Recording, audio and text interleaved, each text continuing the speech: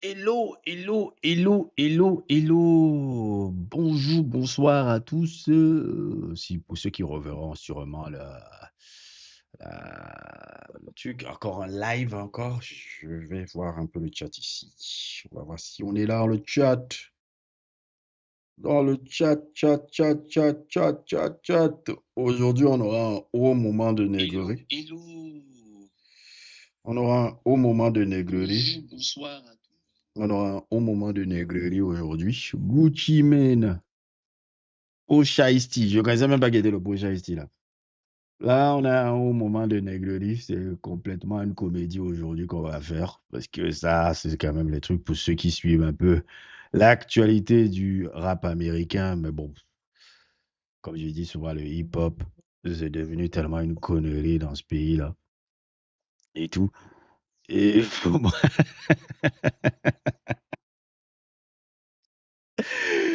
ce que je vois apparaître sur mes écrans là, c'est d'une stupide.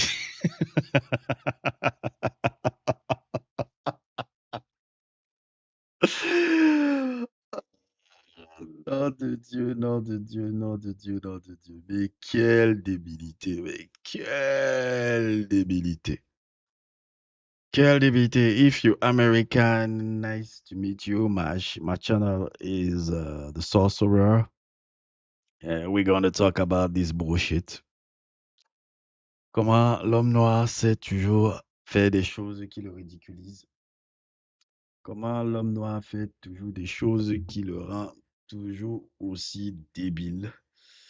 Gucci Mane et son artiste Pooh Shiesty. Je ne le connaissais même pas qui était ce gars. Mais je connais Gucci Mane, Gucci Mane. Bon, pour ceux qui ne savent pas qui est Gucci Mane un peu, bon, je sais qu'il y a une certaine génération qui connaît un peu. Tout Gucci Mane, c'est un peu cet artiste, comment on appelle ça, cet artiste, cet artiste, comment on appelle ça, cet artiste un peu le haut et tout qui a fait partie des pères fondateurs un peu de la trappe. Gucci Mane, c'est un des pères fondateurs de la trappe. Hein. Je crois que la trappe, je l'avais déjà expliqué sur mon sujet sur Young Jeezy. C'est quels sont j'avais fait un sujet sur Young Jeezy à l'époque, je pense, et autres et tout. Il y a de cela 1 an, 2 ans, je sais plus. Et Gucci Mane et T.I. et Young Jeezy sont les pères fondateurs de la trap music. La trap music vient de ces, toi même le nom trap music, c'est un album de T.I. qui s'appelle Trap. Et Gucci Mane est le père fondateur de ce genre musical, un genre musical qui peut s'apparaître un peu autre et tout, puisque la trap, c'est quoi? Trap, au-delà de la musique, la trap, comme l'explique un peu le truc, la référence un peu à la trap house. La trap house, qui était le premier album aussi de Young Gucci Mane, la trap, c'est là où généralement, si je me souviens bien dans l'imagerie haute et tout des gars, la trap house, c'est là où généralement les gars, comment on appelle ça, comment on appelle ça, font les trucs de drogue dans les maisons derrière, haute et tout, les distributions de drogue, haute et tout, c'est généralement là-bas. Et aujourd'hui, dans le bullshit qui réunit un peu nos frérots là, Gucci Mane a décidé, le Gucci Mane qui avait un artiste pour Shiesty, on va le mettre peut-être la traduction en français pour quoi, la traduction en français. Il a été kidnappé et volé par son artiste, et autour de son label. On va un peu lire d'abord le truc, après je vais voir un peu des réactions un peu américaines, un peu. Glass Malone et son podcast qui est absolument aussi drôle, puisque c'est les délires de la nègre. Oui, parfois, moi, il y a des moments où je me mets en mode, j'essaie de pas trop m'élever, je me mets un peu dans la nègre, la négrerie là qui me fait rire parfois. Et Glass Malone a oui, réagit aussi ça sur son podcast. Je vais un peu lire un peu l'article. Le rappeur Gucci Mane kidnappé et volé par un autre artiste selon les procureurs. Le rappeur Gucci Mane aurait été kidnappé sous la menace d'une arme à feu à Dallas plus tôt cette année, ce qui conduit à l'arrestation de 8 hommes, dont un autre artiste signé sur son label, selon les responsables. L'artiste s'appelle Pooh Shiesty. Les procureurs disent que le rappeur né Entre Williams Jr. a mené l'embuscade sous couvert d'une réunion retenant Maine captif dans un studio d'enregistrement et le forçant à signer des papiers le libérant de son contrat. Maine est un artiste basé à Atlanta qui a collaboré avec Usher, Doja Cat, Drake et d'autres stars. Il a fondé son label, comment on dit le truc, c'est 1017 Records en 2007 et William Jr. a signé en tant qu'artiste en 2020. Les prévenus qui n'ont pas encore de plaidoyer pourraient risquer la prison à vie s'ils sont reconnus coupables. 8 des 9 prévenus ont été retenus mercredi à Dallas, Memphis et inculpés dans un tribunal fédéral d'enlèvement et de vol à main armée. Le suspect est toujours en fuite. Un suspect est toujours en fuite et les enquêteurs collaborent avec les autorités l'État de Géorgie pour le localiser, a déclaré jeudi le procureur fédéral Ryan Raybould d'une conférence de presse. L'incident a lieu le 10 janvier, selon une plainte, alors que Williams était censé être assigné à Redon pour une condamnation. Il aurait été rejoint par 8 co-accusés, dont son père et son frère William Senior, tous accusés d'avoir participé au crime. Bref, un grand moment de négrerie encore, comme certains moments du hip-hop peut le montrer parfois. La négrerie débile et haute et tout. Et pour moi qui ai connu Gucci Mane un peu dans ses jeunes années, c'est absolument fou de me dire que merde, ça n'a pas fini en meurtre, tous ces conneries-là. Parce que généralement, Gucci Mane, etc. et tout, c'est quelqu'un qui, généralement, je me rappelle l'histoire avec le bif avec Young Jeezy, là. Il avait fait le bif avec Young Jeezy, là, pour la chanson So Icy. C'était ça, si je me souviens bien à l'époque encore. Et on disait, c'était violent ce qui s'était passé là. Le bif entre les deux. À l'époque, je ne parle pas de Gucci Mane avec les abdos, je parle de Gucci Mane avec le ventre. Voilà, ce Gucci Mane-ci. Ce Gucci Mane-ci. C'était violent ce qui s'était passé là, entre les deux. Là. C'était très violent. En gros, ça c'était. J'aime pas parler des trucs de quartier et tout, mais c'est pour montrer parfois un peu l'univers là, comment parfois on peut tomber toujours dans des délires un peu terribles. Là. Je ne veux pas faire du DJ académique, c'est un peu. euh, Me réjouir du truc, mais parfois, ou souvent que nous, dans notre communauté, enfin, bon, c'est pas ma communauté, mais bon, entre afro, il y a des trucs, même si les blancs aussi ont leur délire avec le punk, etc., ou c'est aussi les drogués, etc. Et je me rappelle, c'était pour la chanson So Icy, c'était le bif, c'était encore parti de quoi encore? C'était la chanson So Icy, si je me souviens bien, oui. C'est à cause de la chanson de So Icy et autres et tout. C'est l'autre qui disputait ça. Et c'est Young Jeezy qui a vraiment fait le truc, qui a réclamé la tête de Gucci Mane, qui a réclamé la tête de Gucci Mane pour que... non, qui a réclamé, si je me souviens bien, 10 000 dollars pour qu'on récupère la chaîne de Gucci Mane et autres et tout. Ils sont venus dans la maison de Gucci Mane et Gucci Mane a... Comment on appelle ça? S'est défendu de son arme puisqu'il y avait des gens qui entraient dans sa maison et autres et tout. Et l'ami de Young Jeezy que vous voyez là est mort dans le délire. Etc. Et du coup, Chimène a failli même risquer la prison, même déjà à l'époque pour ça. Et c'est une période un peu assez glauque un peu du truc parce que c'est Yon Dizzy qui a vraiment escaladé le truc en demandant à ce que en donnant 10 000 dollars un peu pour qu'on puisse faire une chasse à l'homme un peu sur Gucci Mane. C'est devient de Yon Dizzy, c'est lui qui a escaladé le délire. Je pense même que Boscapé peut bien l'expliquer ici. On va le faire encore sur cet article. Gucci Mane, Yon Dizzy, le clash. Et à l'époque, ça avait fini à mort. Parce que moi, le Gucci Mane que je connais là, c'était pas le Gucci Mane calme qui va parler à la police. Hein. C'est le Gucci Mane qui allait régler ça lui-même. Hein. Et le Gucci Mane dit. Le Gucci Mane dit. Le Gucci Mane dit ne fait pas les trucs là où que je vois, on le kidnappe là, et autres et tout.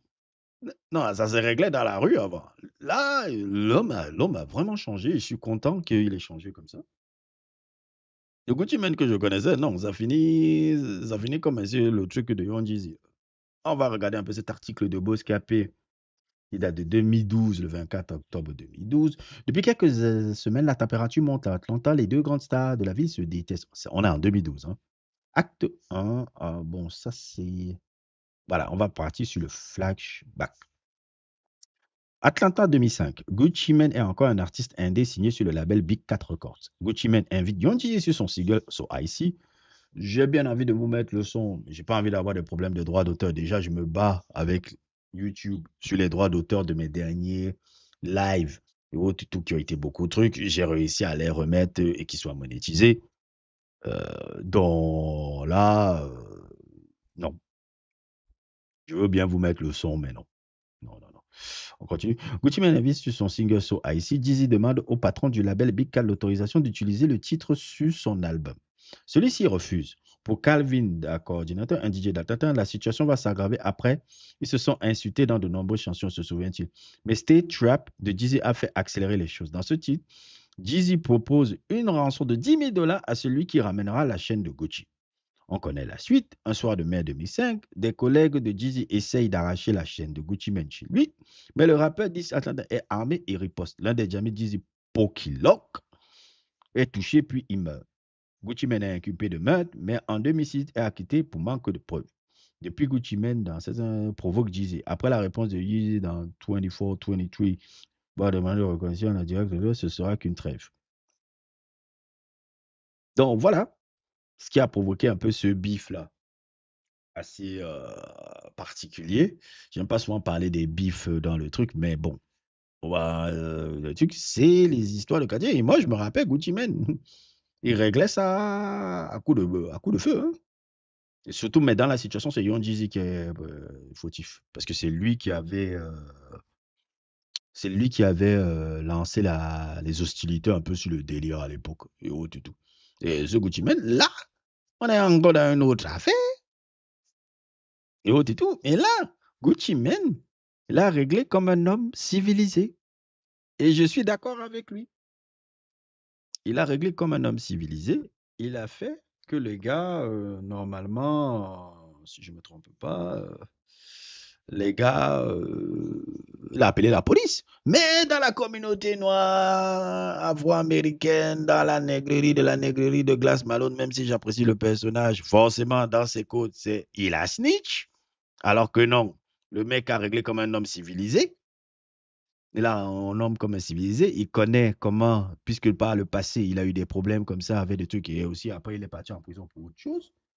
Autre et tout. Il a réglé un homme civilisé. Et tonton Glass Malone, il vient chialer, bon, pas chialer, mais venir dire, oh, c'est les coups de la rue, autre et tout.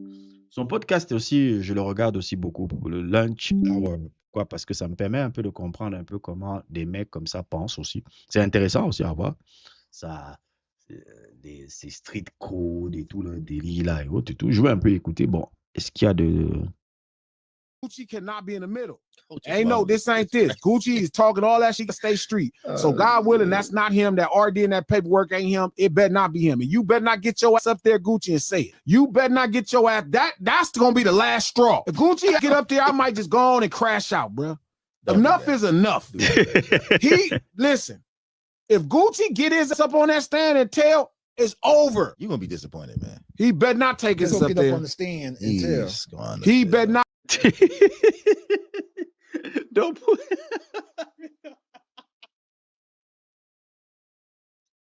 agresse quelqu'un. On agresse quelqu'un par le truc avec les armes. Vous voulez pas qu'il appelle la police, pourquoi? Non, la mentalité des gars là me tue, gars. Not take his up there. He got to stand on it. He got to stand on it. God damn it. All these fuckers cannot just keep changing over when it get tough. Stand on something. When the fuck did it be cool for them not to stand on nothing? When they citizens. Stand on it. When it affects them in a crazy. And this is not me saying I would do this because y'all going crazy. There's a disclaimer, Coach. Yeah, I'm just saying. But I do see, I do find out it's really easy to be street when you ain't start facing no years in prison. And when you start facing these years. He ain't facing no time right now. I'm saying, but the did some time not too long ago. Gucci, he did Gucci some time. Ain't facing no time. He did some time. So this would only be to incriminate another dude. No more. No. Now you're better. Now you script from no, you script me for everything. Take my shit post. Is a police officer there. You did this to me. You think that I'm gonna just let this ride?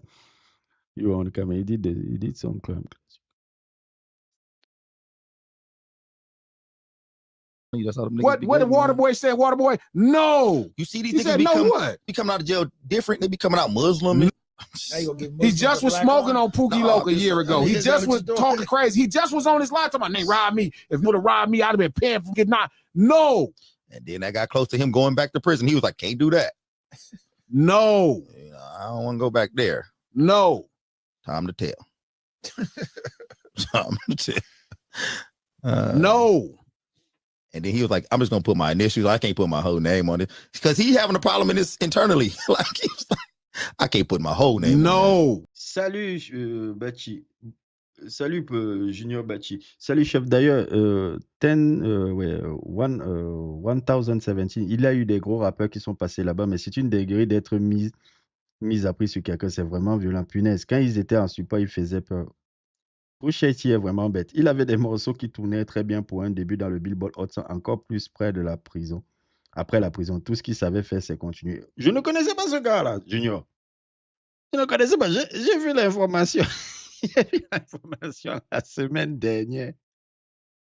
J'ai dit, oh, au moment de négrerie, je vais éclater de rire. Tu sais, quand les gars là font leur délit, là, je dis, ah, je fais, mais je prends un peu de pause, je mets mon cerveau de côté, je prends le cerveau là, je le mets comme ça, je dis, je m'en vais et autres. Et je suis parti regarder le truc de Glass Malone. Le truc de Glass Malone est parti me choquer. Parce que le gars, Glass Malone, lui, il est toujours dans son mindset. Comment ça s'appelle là? Lunch hour. C'est lunch, je sais pas quoi. Pooh Shiesty, je ne le connaissais pas. Hein? Je ne savais pas qui c'est. Je ne sais pas forcément les gars que je suis. Je ne sais pas qui c'est. Il a fait la prison aussi. Moi, je ne connais pas le boy là. Hein. Je ne connais pas du tout le boy là. Il a même 2 millions. Hein. Ouais. Pooh Shiesty, je ne connais pas du tout le boy là.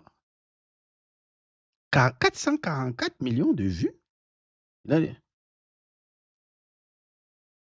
Je ne connais pas du tout ce mec Back in the Blood. Oh, vraiment, ça, c'est la négrerie. On va un peu regarder l'interview aussi.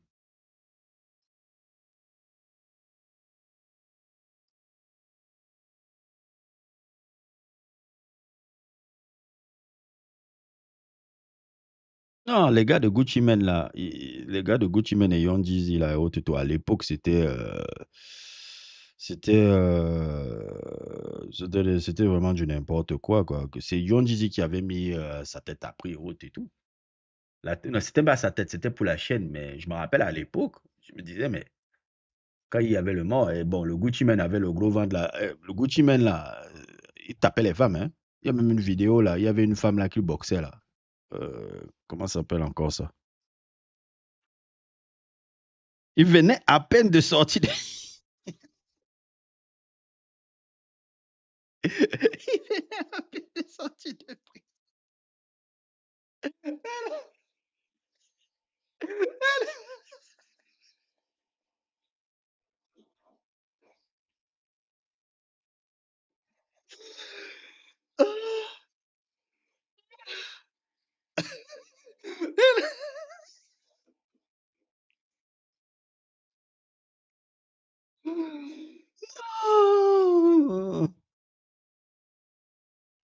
Non, Gucci Mane, il boxait les femmes, slap a woman.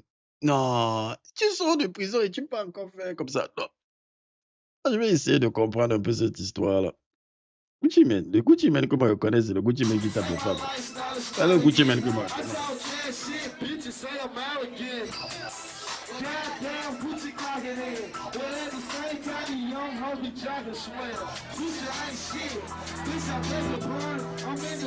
Ah non, non, on va me faire des problèmes là.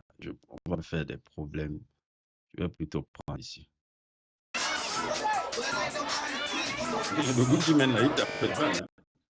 I want to down 7-11 mil like 50 cent. The platinum ain't enough. I got too many vices. I love to smoke weed, love to shoot dice. Say my lifestyle is extravagant. I talk cash shit, bitches say I'm arrogant. Goddamn, Gucci clocking in. Well, at the same time, the young hoe be jogging swell. Gucci ain't shit. Bitch, I beg your pardon. I'm independent, but I ball like a major artist. I stay high like Salut, salut Astomé, salut, salut à toi, comment tu vas? smoking bubble Christian. So I never had. Gucci Man, Gucci Man, comme on connaît, ça donnait les coups de direct aux femmes. So I never had a break of down. Ça, c'est le Gucci Man que moi j'ai connu, le gars qui est pacifique là. In my trap house, money kinda short, but we can work it out. Made 100,000 in my trap house. I used to watch out with y'all. This ain't your part of the night. For real, just watch out.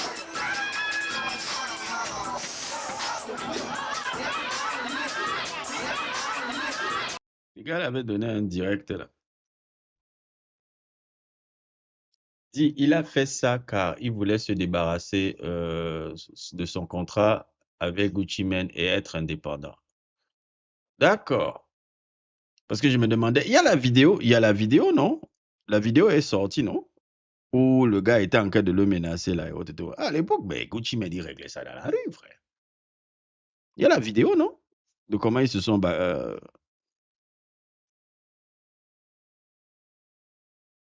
Pooh Shiesty vidéo.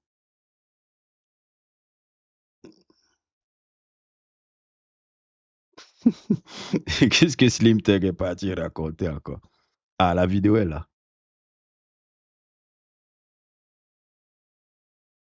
Footage is crystal clear. You can see Pooh Shiesty's YNs waiting outside in their cars. You can see them getting out and approaching the studio. You can see them making their move on Gucci. And you can see Gucci's shocked reaction when he realizes what just happened. This is the type of exclusive content that changes everything and breaks the internet. Footage is crystal clear.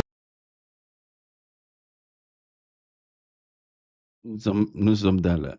Moi, je peux pas mettre les morceaux. Cette histoire, vraiment... Gars, racontez-moi. Peut-être vous avez des trucs. Moi, je vois seulement l'histoire de loin comme ça, là. Je dis, ah, je vais essayer de faire un live. Vous allez... Ah, il y a une vidéo de lui, il était en train de truc là, parce que la nègrerie, là, on y va. And now this case is already starting to split in different directions because the first bond decisions are in, and that tells you the court is treating these defendants differently right out the gate. The A federal blacks. judge in Memphis found probable cause to move the case forward. Action News 5 The reported that blacks. Pooh's father, Lontrell Williams Sr., was in court Friday and was given a $250,000 bond, while Pooh himself was arrested in Dallas and remained. That what me and my twin doing. When I come home, what's up? Stop playing with me, man. We the biggest, man. For real, getting no bigger, man. It's time to show you, man. Mais c'est un For the artiste qui a time, beaucoup de succès. Je vois qu'il a les okay, 500 you can millions. bite me, you know. How can you just get to warmed up to? Yeah, keep biting on nigga. That shit hurt. That shit hurt us. Been collecting dust, man. Shit been collecting dust, man. Been collecting dust, man. We don't ride with no tags, you know. I ain't bleeping nothing out. Nigga, I'm CEO. Shit been collecting dust on us, man. Je connais pas son We got shit histoire, là. collecting dust on again. What we doing? What's up, my little twin, man? We got shit collecting dust. My little brother sending this shit, man, and this shit. Had money than a Birdman type. You know, I get on my Birdman shit. Yeah. Ron, thank you. Now to a new development tonight in the arrest of Memphis rapper Pooh Shiesty. Non, mais c'est son... Oh, son père était aussi...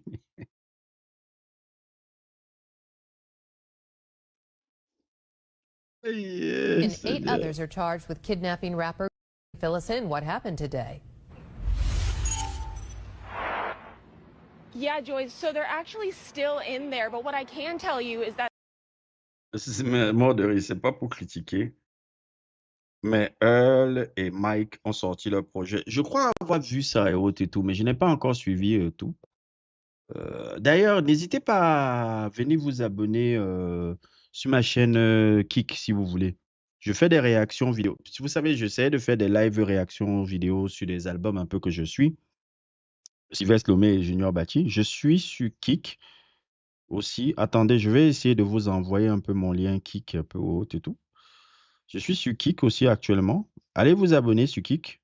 Haut et tout. Je fais des réactions. Je fais des réactions. Truc là, même ce matin sur Kik, j'ai fait des réactions de le dernier album de Westerman là-bas. Et le dernier album de trucs. Maintenant, j'ai un problème souvent sur truc. Je n'arrive pas à mettre les trucs sur.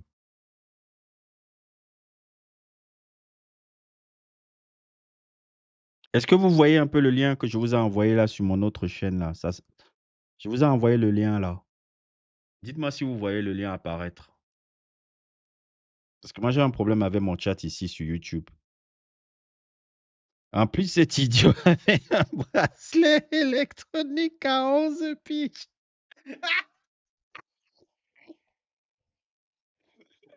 Ça, c'est quoi? C'est que. Pooh Shiesty est vraiment bêté son père aussi. Oh!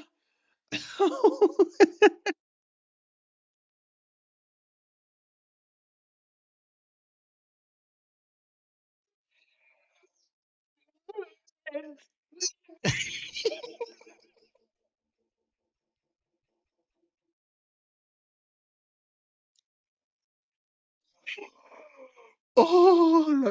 Non, les gars là vont me tuer. Les gars là vont me tuer.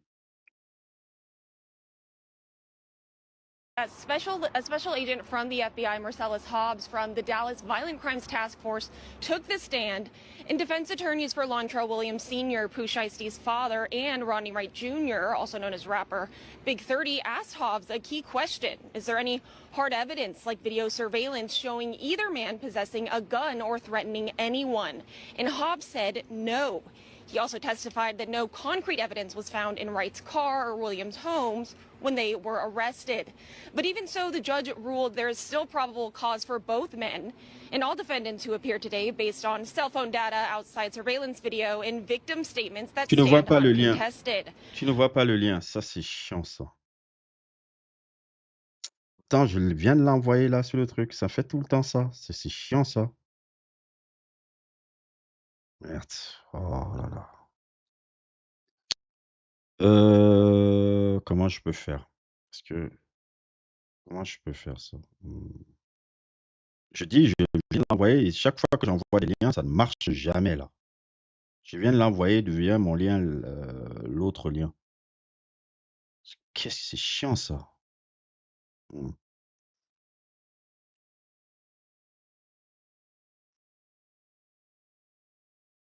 Peut-être je fais mes réactions sur Kik et autres et tout. Le truc s'appelle Maemto. Vous tapez Maemto, Maemto, et autres et tout. Attendez, je vais vous montrer ici. C'est même mieux. Essayez de prendre le truc via ici. J'ai mis le lien, j'ai mis le truc.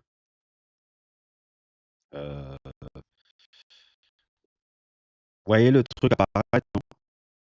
Dites-moi si tu vois le truc apparaître un peu sur l'écran.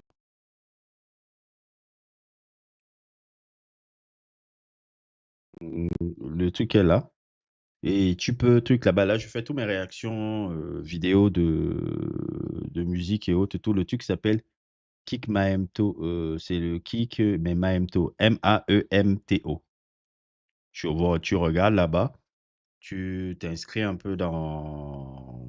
Tu peux aller me follow là-bas. Je fais des réactions d'albums là-bas. Le matin, j'étais en train de faire la réaction du dernier album de qui là encore là?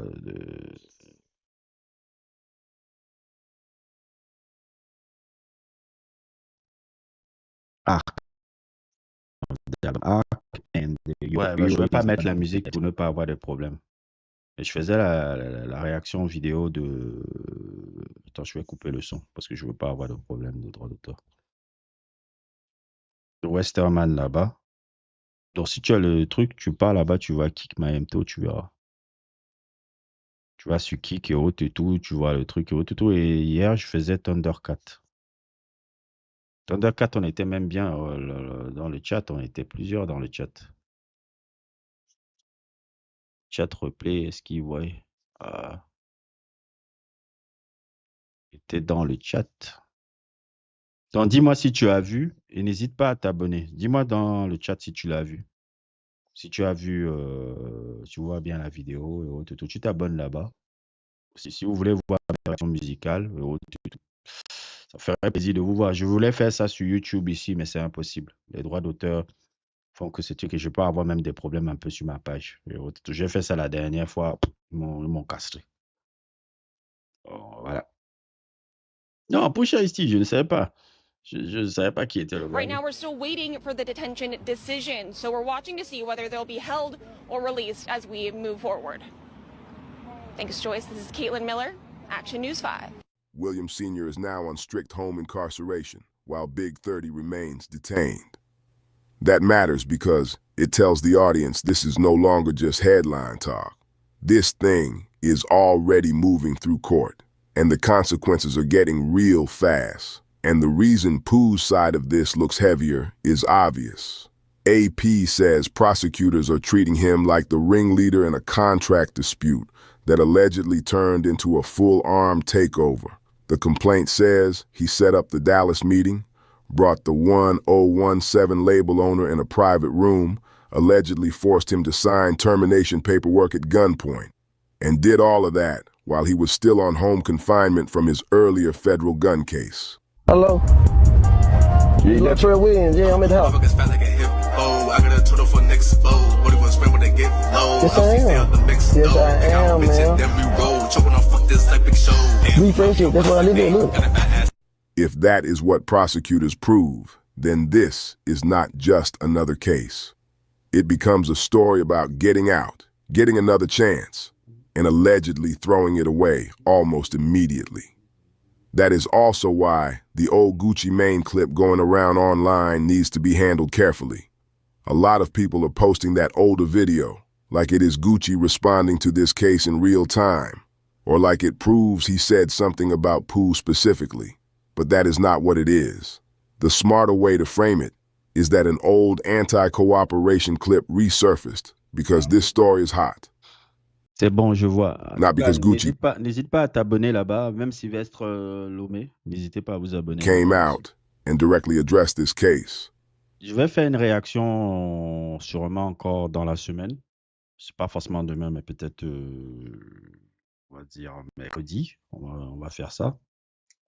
Et n'hésitez pas aussi à me demander quel album vous voulez que je réagisse sur Kik et autres et tout. Comme ça peut être cool aussi. And as of the latest major reports, Gucci Mane still has not publicly commented. And honestly, that may be the biggest takeaway from this whole situation, because this case has everything people click on fast. Gucci Mane, Pooh, Big 30, robbery, contract drama, federal charges, old clips resurfacing, and social media chaos. But once you strip all that down, the center of the story is still the same. The feds are saying this was a planned business setup that turned violent, and now the courts are deciding who waits at home and who waits behind bars. AP says, if convicted, the defendants could face up to life in prison. Now, the biggest question is what happens next, because this story still doesn't feel finished. If you want the next chapter when it drops, subscribe. Ok. Je vais essayer un peu de voir le Balou. Balou, un peu son... Tout sur les réseaux, que ça soit... Sa réaction de Balou. Balou, c'est quelqu'un qui est un incroyable... Tu savais, CKO un peu. Tout. Le boy de CKO, il a un parcours de ouf, hein, Balou. C'est un ancien danseur même, d'ailleurs. De Crump. Tout. On va un peu voir un peu le truc, on va un peu écouter son réaction aussi. TMZ, il y a le FBI qui a fait un raid et qui a allé chercher directement Pooh Shiesty. Mais bref, je vais directement rentrer dans le vif du sujet et vous montrer ce qui a été dit. Donc on va commencer directement avec le site de TMZ. Donc c'est simple, hein, TMZ, vous connaissez. Donc voilà, alors là on voit le titre, hein, il y a Gucci Mane, un ancien ami aurait été kidnappé. Voilà, il aurait été kidnappé par un ancien ami à lui qui est Pooh Shiesty. Donc on descend, vous voyez, pour ceux qui connaissent pas Pooh Shiesty, c'est cet homme qui a bon, son son le plus connu c'est Back in Blood avec Lil Durk. Back in Blood, traduisez littéralement, on s'en dit long sur le personnage. Donc Pooh Shiesty aurait kidnappé et volé Gucci Mane, en tout cas braqué Gucci Mane, voilà, dépouillé Gucci Mane.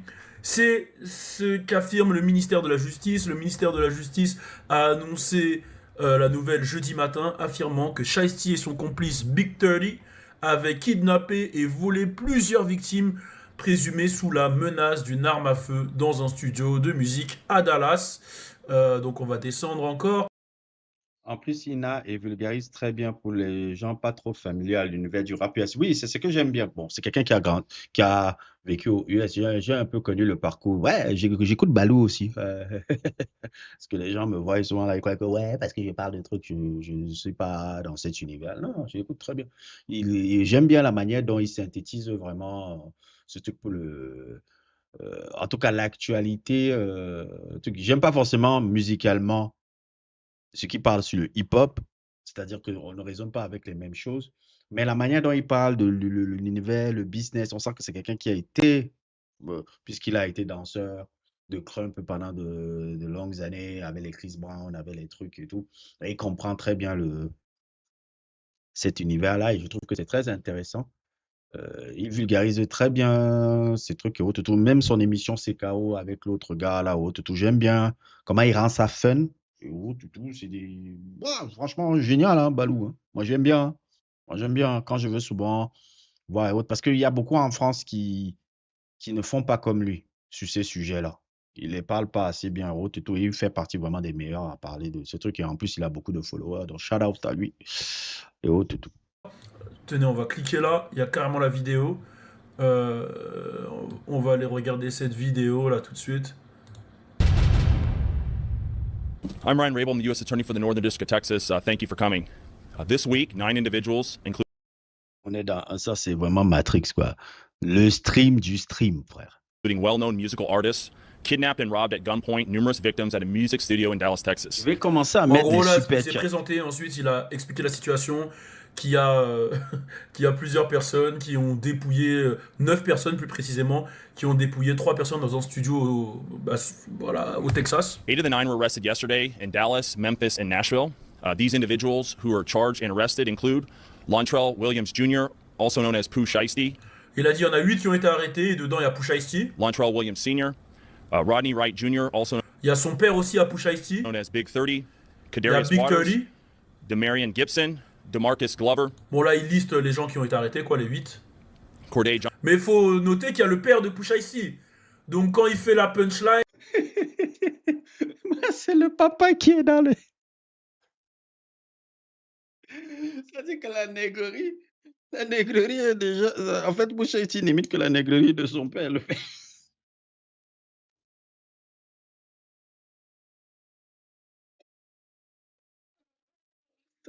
C'est son frère, mais qui va me tuer, quoi. Pooh Shiesty, il dit ouais, dans son son là, où il... First Day Out, où il revient là, et qu'il dit ouais, les mecs ne sont pas des... Ils sont pas chauds comme leur daron et tout, ils sont comme Brody James.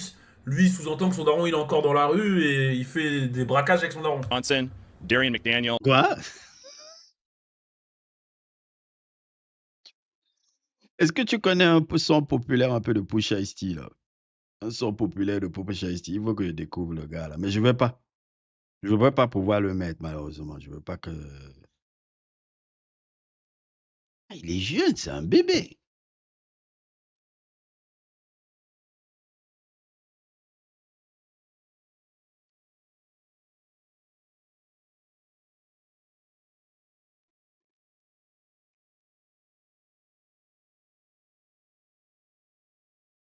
Même très beau, hein? Donc, homo, mais ça c'est une belle gueule, hein?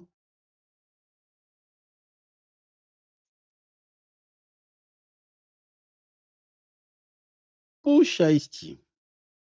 Rappeur qui vient de Memphis, signé chez Gucci Mane en 2020. Son signé Back in the Blood, qui est monté numéro 13 au Billboard 100. Il a sorti Shiesty Season, qui est sorti numéro 3 au Billboard. Il a été condamné à 5 ans de prison pour conspiration d'armes à feu, c'est ça?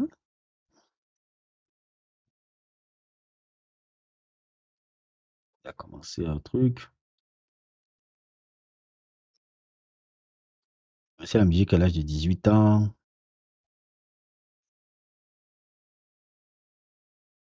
Hmm.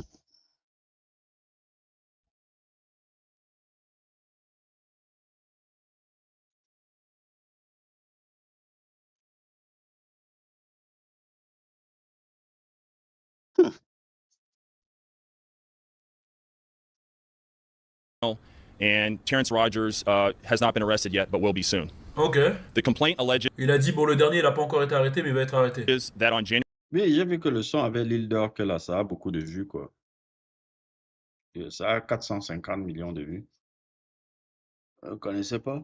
Attends, je vais écouter ça ici. 10th of this year, 3 music industry professionals traveled to Dallas for a scheduled business meeting.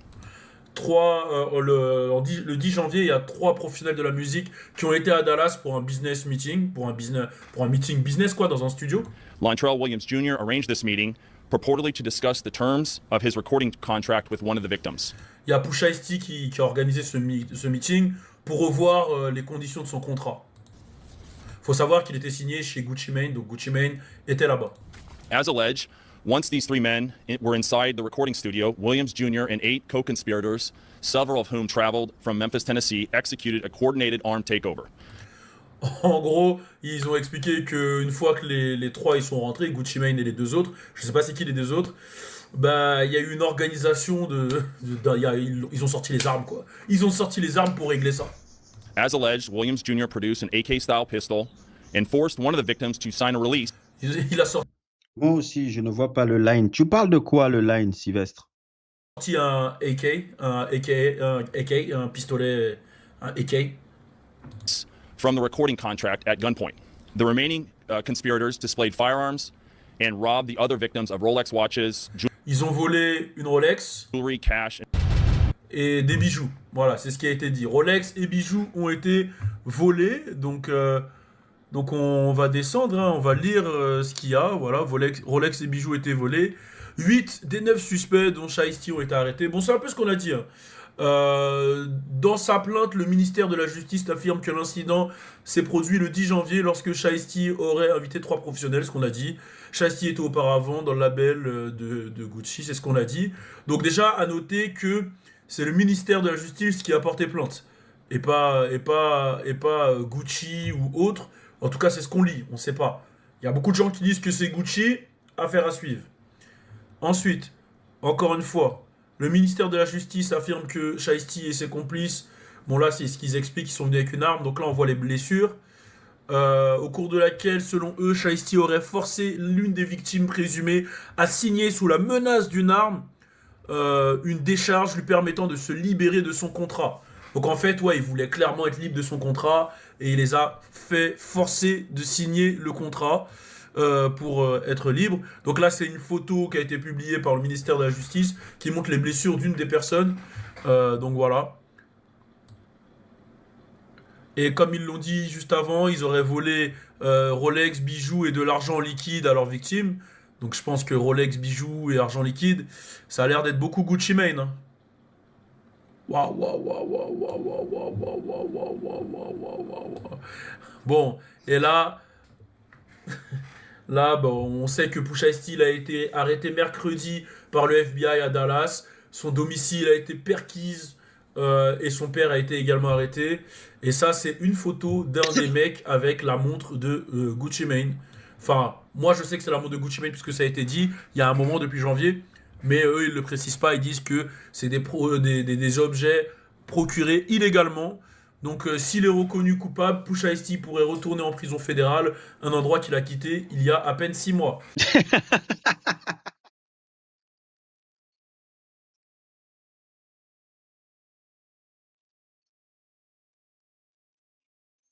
Est-ce que c'est smart de faire ça?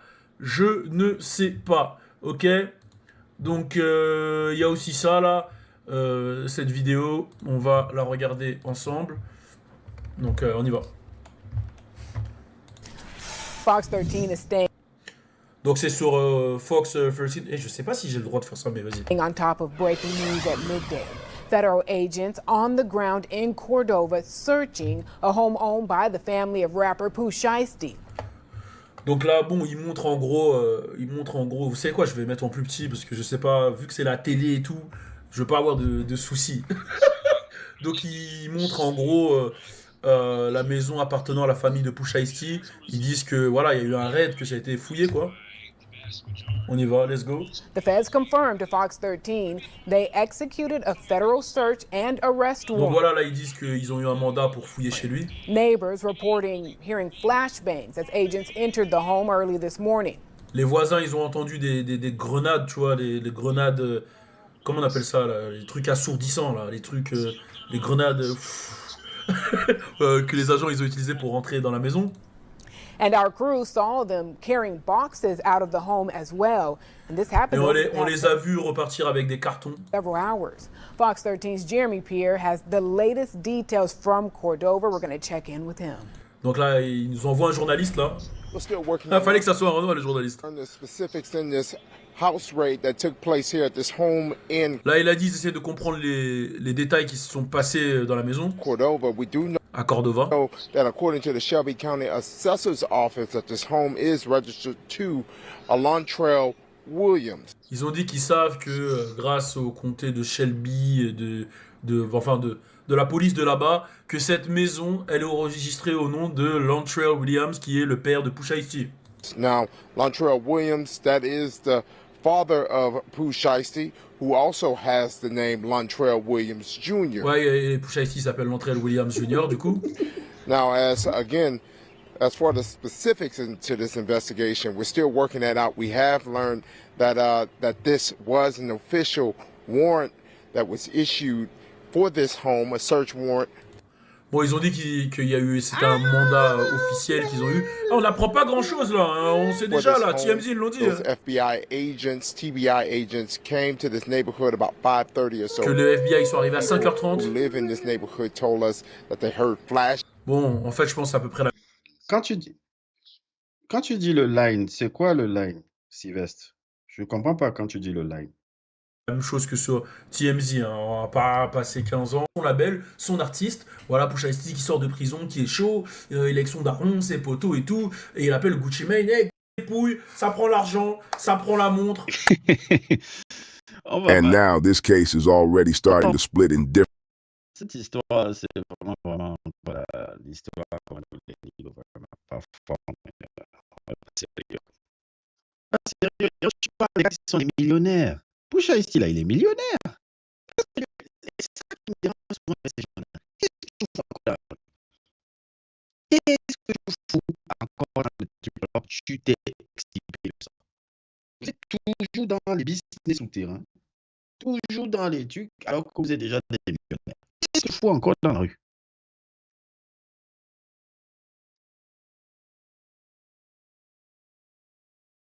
Oui, c'est Lil Bill. Il y a ce créateur de contenu qui est l'un des meilleurs créateurs de contenu, le truc là, Lil Bill. Je ne sais pas si vous connaissez, parce que Lil Bill, les trucs un peu généralement un peu sur la culture politique, trucs afro-américaines là, j'adore regarder les vidéos de Lil Bill. C'est toujours très intéressant. Il y a FDC. Enfin. C'est bon, je me suis abonné à votre kick. Merci Sylvestre, merci à toi Sylvestre et autres et tout. N'hésite pas à en parler à tes gars et n'hésite pas aussi à me proposer, par exemple, un peu. Merci à toi pour l'abonnement. Mais n'hésite pas aussi à proposer des musiques que tu veux que je réagisse et autres et tout, puisque tu fais parmi mes premiers abonnés sur de Sorcerer'S et que tu fais aussi partie des abonnés maintenant sur Kik. Sur Kik et aussi autres et tout. N'hésite pas à me demander les propositions. Par exemple, un album que tu veux que je suis pour toi, que je réagis pour toi sur Kik et autres et tout. N'hésite pas à le faire et autres. N'hésite pas à le truc et tout. Et je pourrais réagir un peu sur ces albums-là. Donc, on le fera ensemble, quoi. Merci encore. Merci encore pour l'abonnement. Oui, je disais, Lil Bill, généralement, c'est un créateur de contenu qui fait des incroyables. Il y a FD Cinefier et après, il y a Lil Bill aussi que j'aime beaucoup. Il fait des trucs qui, oui, me mélangent un peu politique, hip-hop, social, content et tout et tout. Et c'est souvent généralement et autres et tout. Je crois que c'est un fils un truc et tout. On va essayer de voir ça. Lui, il a un truc aussi. Et là, le truc là où il y a son autre chaîne qui s'appelle Lil Bill Barbershop où il est dans sa voiture et généralement et tout. Donc, je vais faire sa Pooh Shiesty, sur Pooh Shiesty, sa réaction. Yo, what it do, what it go. Attendez, je vais mettre la traduction en français. Ce sera pas compliqué de vous expliquer tout en français. Je vous mets la traduction française qu'il y a là, qui sort. It's another edition of the Bill Joyner Morning Show coming at y'all live and direct. From taking my son to the barbershop. If I get around to it, I may do a second or third video, depending on how much I feel like yapping today. Based off of some, but anyway, well, if and when I get to it, we'll get to it. But I want to talk to y'all about this real quick. So I don't remember which video it was, but a couple days ago, I had made the point that growing up, one of my biggest pet peeves, and even to this day, even though I don't see it nearly as much today, maybe because, you feel me, I don't be in these streets like back then, even though I wasn't never in the street. I explained this before. Y'all know what I mean. But one of my biggest pet peeves was the bastardization, I'm gonna call it like that, the bastardization of, the free so-and-so slogan, right? Even back then, I didn't know where it came from.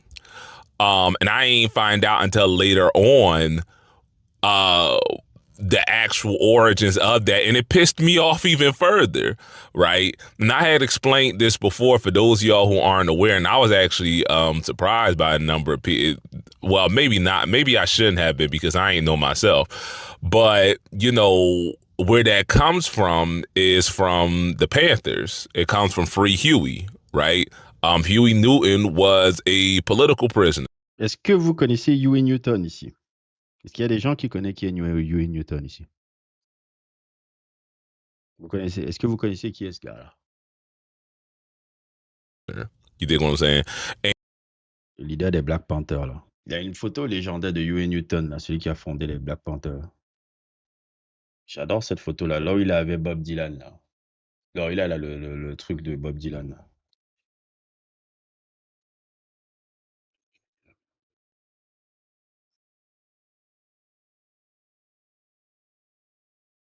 Avec le truc de Bob Dylan, là. Un grand amateur de Bob Dylan, là. Vous voyez la photo, là, c'est légendaire. Là. L'album de Bob Dylan, là, c'est, si je me souviens bien, c'est Highway 61, un peu, je sais pas. Ouais, la photo aussi. Très légendaire, cette photo.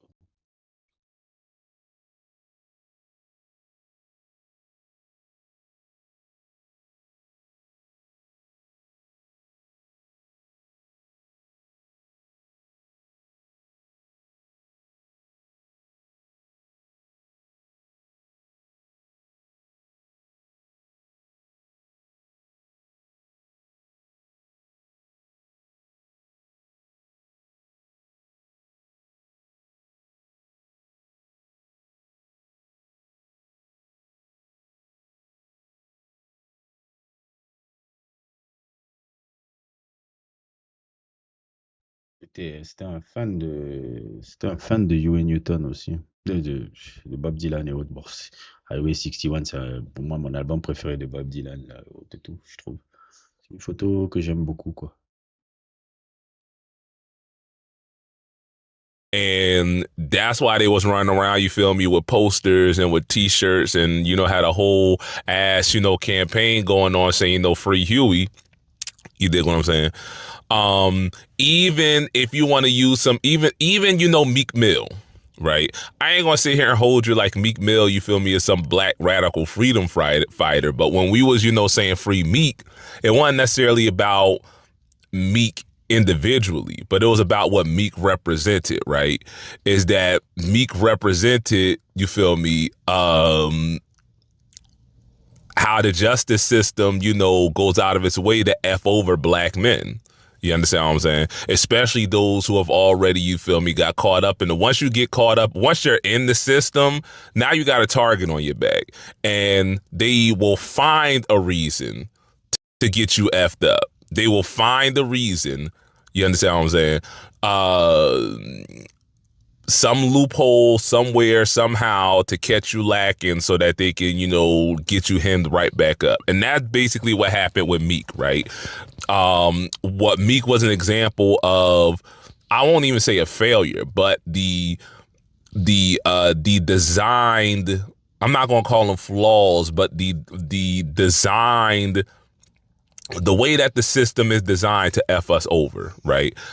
So that's why we was running around talking about free Meek.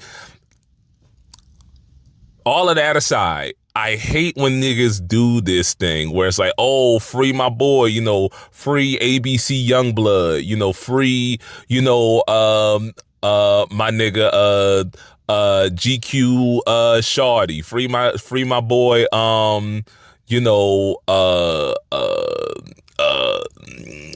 caught him with the dough, then shot him on the low, or whatever the F y'all be naming yourselves these days. These rapper names be wild, right? Like the Save My Nigga 6'7", the Don or whatever. And they did that shit. They did. We got you in 4K, nigga, on CCTV. You understand what I'm saying? Imagine. You feel me? Them run around with free old dog shirts, and then they just. Bon, je sais pas si vous comprenez un peu ce qu'il dit quand il dit.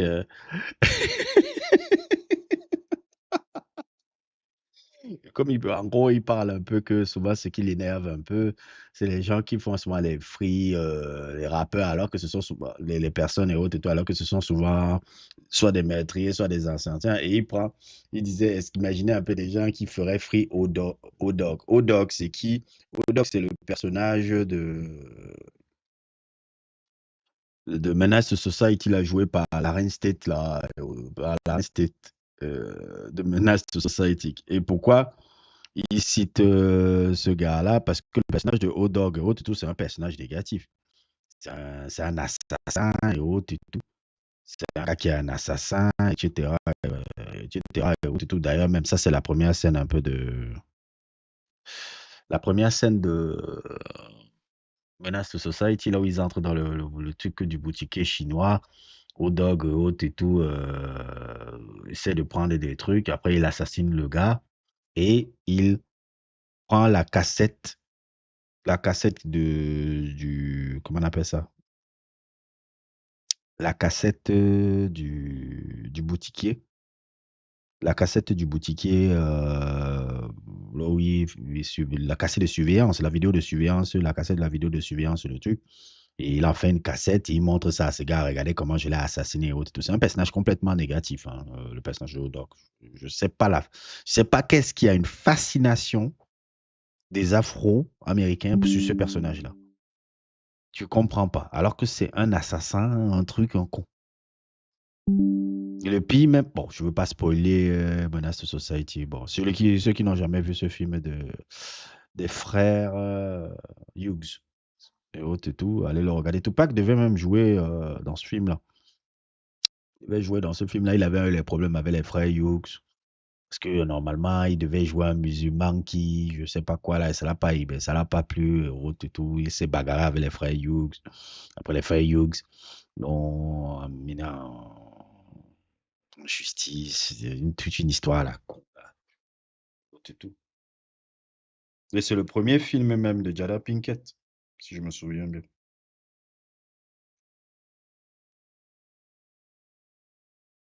C'était dans sa blague sur O-Dog, un peu là. C'est un peu de ça qu'il voulait être truc là. Il prenait la référence à ce personnage-là. You feel CCTV. You understand what I'm saying? Imagine 4K. And they did that shit. My nigga 6'7", the Don or whatever. And they did that shit. They did. We got you in 4K, nigga, on CCTV. You understand what I'm saying? Imagine. You feel me? Them running around with free old dog shirts, and then they just. Again, I saw the footage. I saw the footage. Right? Imagine that. Right?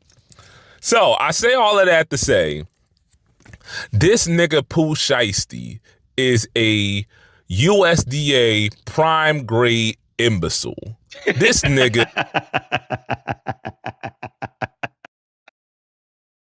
C'est ce que Junior Bati.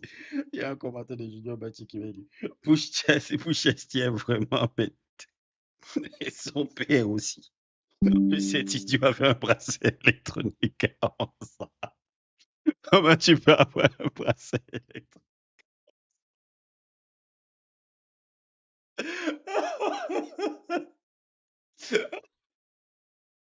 Oh putain.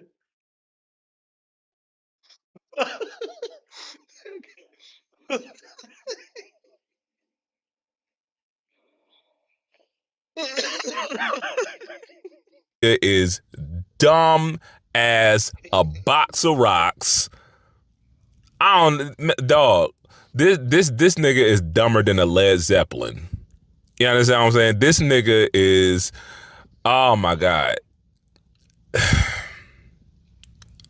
This nigga got about the mental capacity of a goldfish with Alzheimer's or some shit. I don't know how to describe. This man has, I don't know, the IQ of AstroTurf or something. Because how, dog? How? Didn't this man just get out of jail? All right, so for those of y'all who are not abreast, Pooh Shiesty, because if you're watching this video, then I think you should know by this point that Pooh Shiesty is just as, if not more famous for getting locked up as he is for his music. He had a couple hits, a couple years ago, but since then, you feel me? I said this about Beanie Siegel in the past, right? Is that, and now understand something. I'm not saying that Pooh Shiesty is anywhere near the caliber of rapper that Beanie Siegel was. No, nowhere near it, nigga. But they seem to kind of have the same issue. Is that I've said about Beans that Beans was being set up to be what Meek Mill became, right? The street hopper du jour of the early 2000s was what Beanie Siegel was supposed to be once, Jay-Z was making the transition from, you feel me, into full-time music mogul. Was that, I'm gonna get into this later, but part of the reason why Kanye became Kanye is because Beans fumbled the bag, right? And the reason why Beans fumbled the bag is because this nigga, it's something about Philly rappers, man. It's something about Philly rappers that always feel like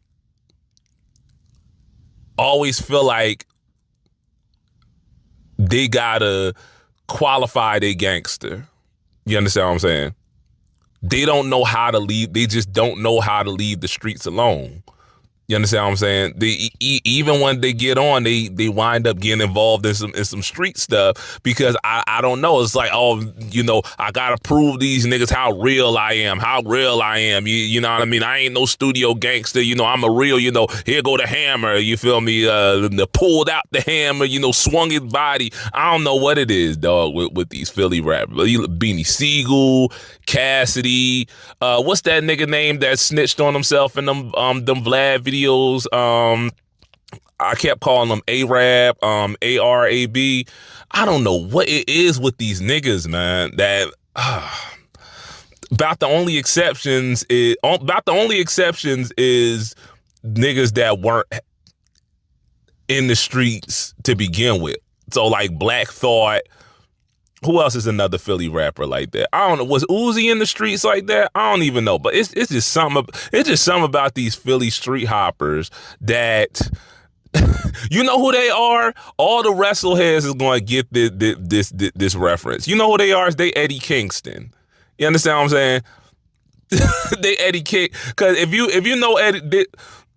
Nobody knows it. I don't know if Eddie Kingston actually realizes that wrestling is a work. I don't know if he understands the concept of kayfabe. And that's how I feel about Philly rappers, is that they don't seem to understand the concept of kayfabe, is that these niggas really feel like it's not enough. You dig what I'm saying? Is that I have to perpetuate in real life what I rap about. But anyway, I digress. I already done went off. But the point that I was trying to get at about bringing up beans is that Pooh Shiesty seems to have the same problem. Is that this nigga do not know how to get, you feel me, that street nigga mentality. He does not seem to know how to divorce from that. Right? But this is what makes him extra stupid. Double extra large stupid. My man decided to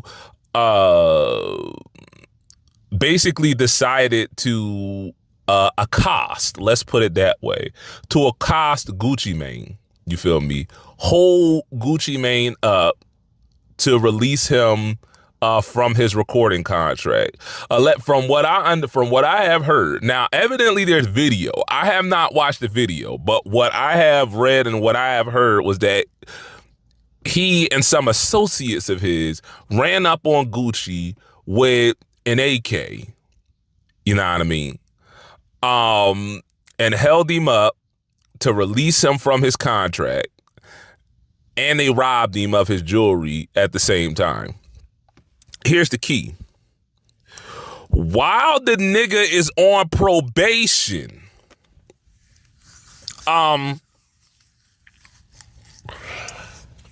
so this is the thing that makes this extra double extra large stupid. Nigga, do you not have goons? If you was trying to make a point.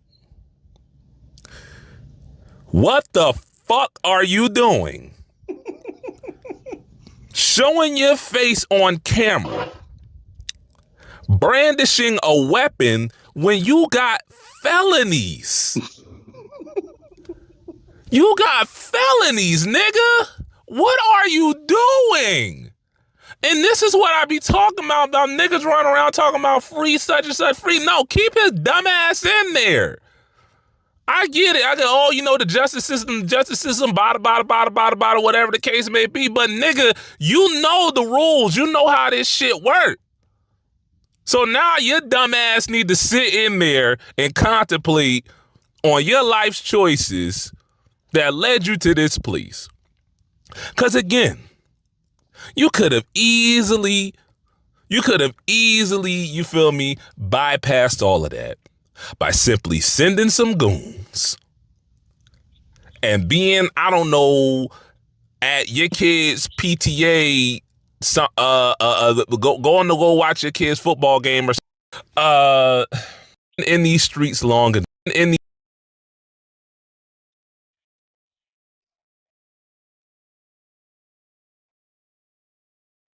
En fait, je voulais pas parler de, je voulais parler de lien. Ah, j'ai mal écrit. D'accord. These streets long enough. You've been in the system enough times to understand the value of young bulls. Il est idiot, ce type. Non, mais c'est un champion du.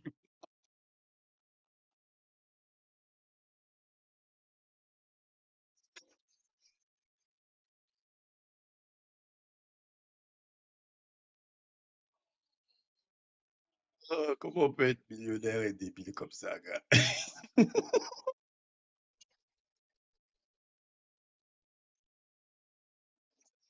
Ok.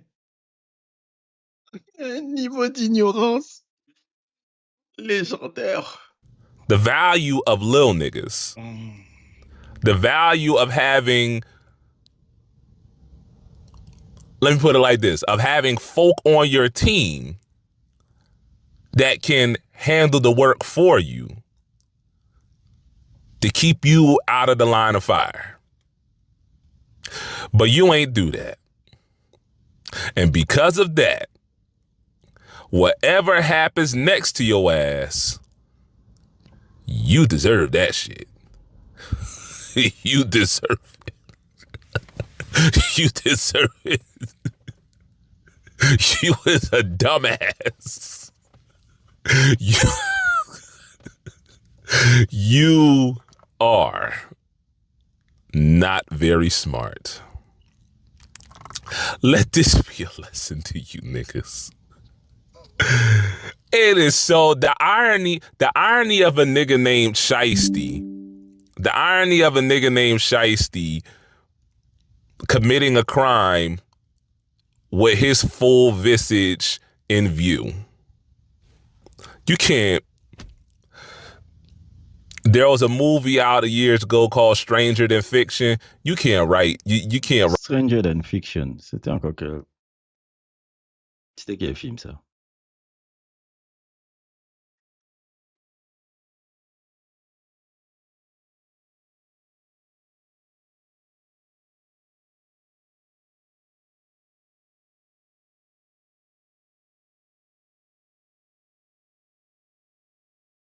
Pas ce film. Film de Will Ferrell. On ne sait pas du tout.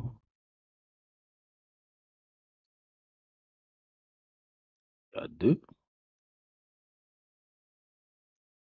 C'est sorti à 20 ans.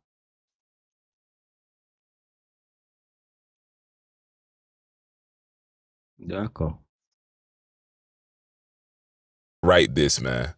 If you if you wrote that, if you was a comic and you tried to write that as a punchline, niggas wouldn't believe you. If you tried to write that into a movie or whatever, you wouldn't be able to. A nigga, the irony of a nigga named Shiesty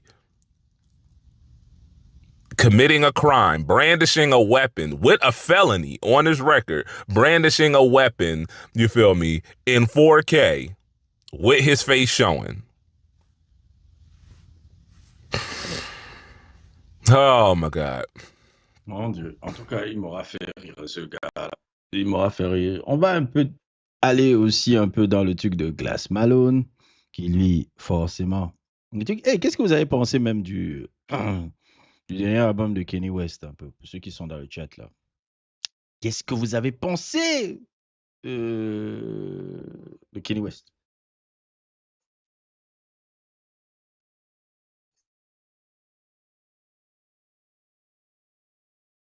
Vous avez pensé Glass Malone, ça s'appelle le Lunch Hour. On va voir un peu son truc, on va essayer de regarder un peu.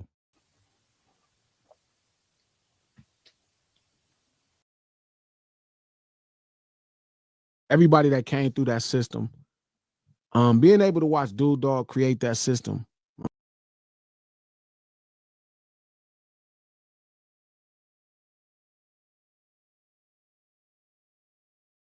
Top Dog create that system, it was something to see, because again, we started at the same time. J-Rock is younger than me. J-Rock just celebrated his 40th birthday. You know what I'm saying? So he's younger than me. And I remember like he was the first artist. And I remember when Top signed Dot, you know, Punch and Moose and everybody working their way up. And it was a couple things, right? I remember early on how much Top had to invest in them 4 boys, right? And Dot, J-Rock, Q, and Soul, right? Feeding them, you know, Louisiana Chicken, Riverboats, you know what I mean? Riverboats is an 8-piece or 16-piece. I forgot, it's either 8 or a 12-piece combo from Louisiana Chicken. And Top used to get them riverboats, feed them electricity on so they can get out their dreams, help them as much as he could to whatever part of life. I watch him make deals with Warner Brothers, you know, they not doing, you know, them doing the best they could, but not doing exactly what Top needed done. Watching Doc get his developmental deal with Def Jam, like Jay-Z is an early believer in Kendrick Lamar. And just watching them navigate through that, right? And watching Top be devoted, right? I'm sure we talk about a lot about the artists, like, you know, whether it's J-Rock, Kendrick, Soul, Q, you know, them staying down with a team and having somebody invest and stand down for the come up, right? I think we talk about that a lot. You know what I mean? Artists kind of being devoted to the situation. You know what I'm saying? But I don't think we get them enough credit to executives for being devoted to the situation. Mm-hmm. You know what I mean? Like Top. Like I remember in certain conversations, but Top stayed down with them and they stayed down with Top for years.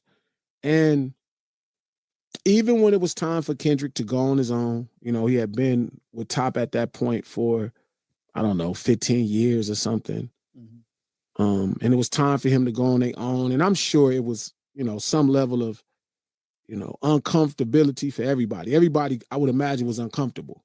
Mm-hmm. You know what I'm saying? Because it's like, damn, you losing an entity that you pour so much into. And I would imagine they had their own conflicts and disagreements and, you know, how things should be and what should be the choice.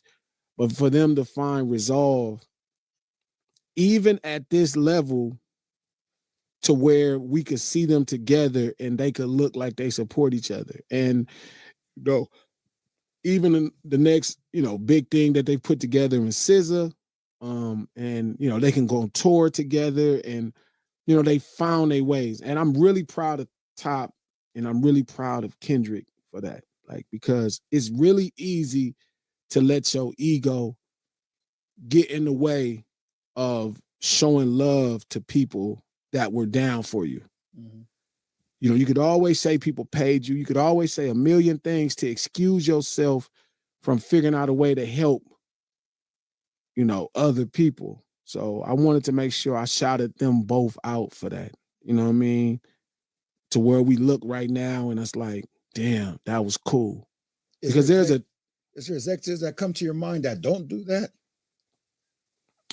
I mean, it's not that. It's I mean, when you look at Dr. Dre leaving, you know, Suge Knight, you know, after 4 years of business, 4 or 5 years of business, I think they did their deal in 1990, 91, and Dre left in 96. And it got into a chaotic situation where Tupac was dissing the shit out of Dre and Jay-Z. Tupac was dissing the shit out of Dre and Suge was like, you know, he was okay with it instead of stopping him. And then that's how that ended. Every time an artist and the CEO seem to separate to any degree, it always ends in this chaotic situation. Dre leaving Easy, Cube leaving Easy. You know what I mean? It was always this chaotic thing. And it's really tough because it's so many, you know, it's millions of dollars. Now creators in every genre rely on Opus Clip to find their best, most authentic moments. I don't know what AI is. Cursive is the future. They said AI can't decide what's visually important, so we built Reframe Anything for butter smooth tracking. Like it's millions of dollars at stake. I see what you're saying now. You know what I'm saying? So I really want to make sure I applaud them for that. And it's crazy because it brings us to this conversation today, right? Where it's like the articles all lead on Pooh Shiesty. Well, first off, No Ceilings Live, the lunch hour, every Monday, Wednesday, and Friday, right here, noon Pacific Standard Time, 3 p.m. If you're on the East Coast, we're gonna get you through your lunch hour. You know, I know you're feeding your body. We're gonna feed your mind. All that player shit. If you're on YouTube, go on and like this. If you're on Twitter, retweet this link. If you're on Facebook, share this post. We do the stream for the No Ceilings podcast. to support it. We're about to start season 6. I'm stacking up. I'm stacking up. You know, I want to come back with 6 episodes. That's just for the members. You know what I mean? For y'all to have that, the video of it, even though everybody hear the audio, y'all will only have the video. So I would like to stack up 6 to 8 episodes in my little 2 to 3 week off period. So when I come back, y'all have, you know, exclusive content for supporting me. So I want to pour back into y'all, make sure I give y'all way more than your money's worth. But if you want to listen to the No Ceilings podcast, head over to iHeart Podcasts, Apple Podcasts, or anywhere you get your podcast from. The No Ceilings podcast is executive produced by Charlemagne the God, the Black Effect Podcast Network, and iHeart. We're gonna get this thing cracking.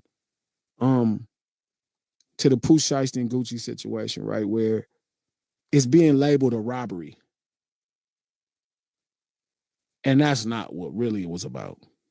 It's being labeled a kidnapping. And that's not really what it's about. This is a contract dispute. This is a contract dispute. And there were things that I would imagine based off the video and the things that the law is implying where it went too far. But to me, when I'm watching people in hip hop kind of label it a robbery or kidnapping, it's a bit, you leaning very mainstream. You know what I'm saying? Like that's the jazz hands of it all. To be able to say like, oh yeah, he was robbing Gucci. That just is for better clicks. Not to say, you know, a robbery didn't happen. It's like when people talk about a fight, right? It's like in LA when people fight, King, like people are getting to a fight or something else and they'll just reach for chains, you know, as the fight is happening. But are you saying that it was a business meeting that got out of hand? It was definitely a business meeting that got out of hand. So you don't think they already planned to go in there and do all that before they got there? I think the intentions were for, I would imagine, is for old boy to get out of his contract, for Pooh Shiesty to get out of his contract. Okay. I think that was the intention. I think Pooh just did a bunch of time. Whatever happened, it fell apart. He came home, got a bunch of buzz going, and started to weigh his opportunities and realize that the person he was doing business with before, he didn't want that person in the middle of his business. Which is normal, right? That happens all the time, right? Not all the time, because usually you don't watch an artist get a bunch of time in jail. Oh, okay. You know what I'm saying? Like rap artists don't go to prison and lose time in earning. Well, did Gucci and them guys help him while he was in prison? Somewhere I would imagine the relationship kind of fractured. Yeah. So I would imagine it wasn't like this great relationship, which kind of brings me into this same conversation with Top, where we get into this business.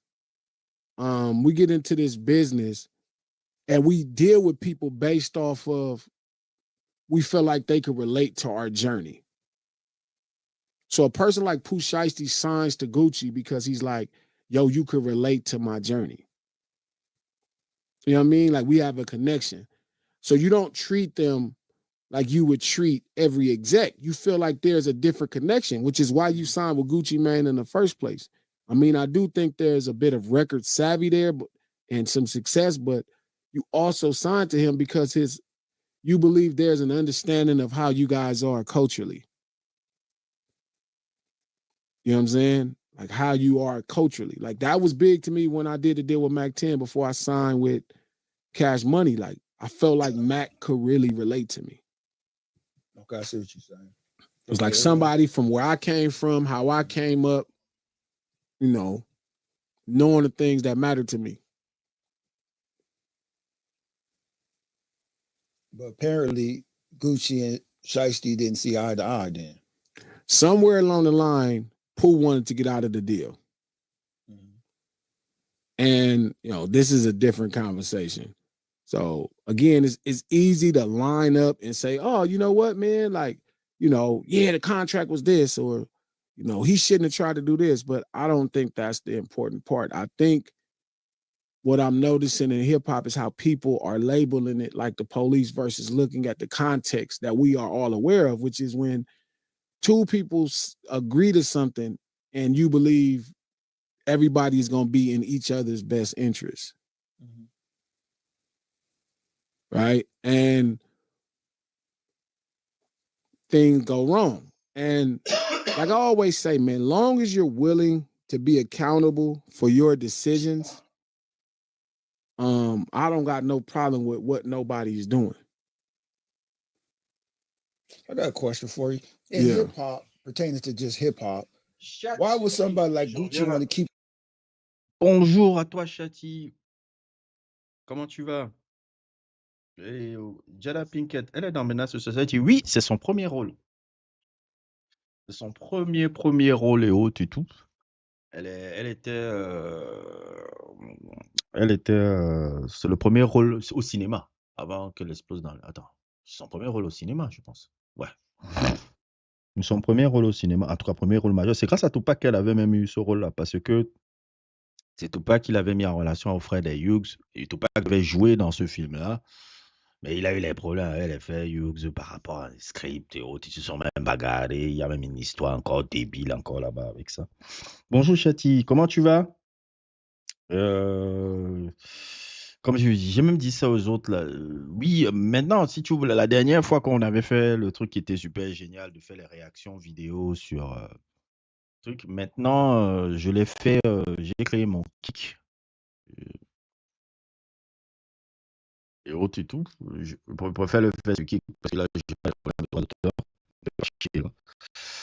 Je peux faire sur kick maintenant.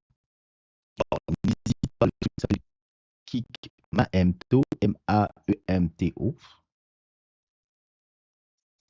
J'arrive pas à mettre le lien là. Attends, ce qu'il a pas là.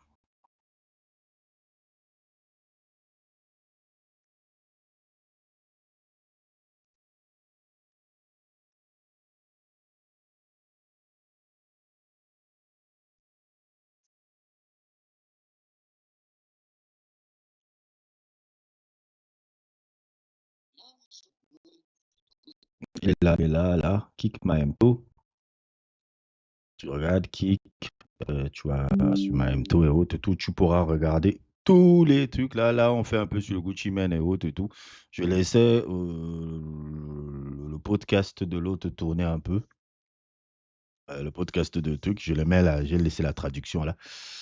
Bon, ça m'a fait rire un peu parce que le gars de Gucci, le gars de Glass Malone nous explique que oui, merci encore, très enrichissant. Qu'est-ce qui était enrichissant? Qu'est-ce qui est enrichissant? Je sais pas. Autre et tout, c'est ça que j'étais en train de laisser un peu parce que lui, je regarde souvent Blas, en fait, ces podcasts-ci. Ces podcasts-ci, je les regarde généralement quand je veux comprendre un peu, bon, votre mindset de la nègrerie, là, c'est quoi? Je m'avais regardé ce podcast-là, oui, parce que parfois, je regarde même des podcasts comme ça. Et lui, Les Malone, bon, il était un rappeur, bon, il est toujours, je pense, il était un rappeur. La première fois que moi je l'avais connu, c'était en 2008, quand il avait ce son-là, quand il était signé à Cash Money et autres et tout, là. Comment ça s'appelle?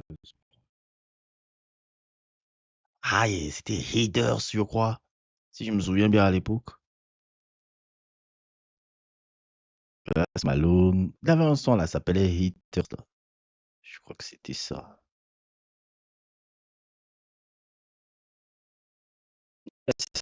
C'est ce son-là.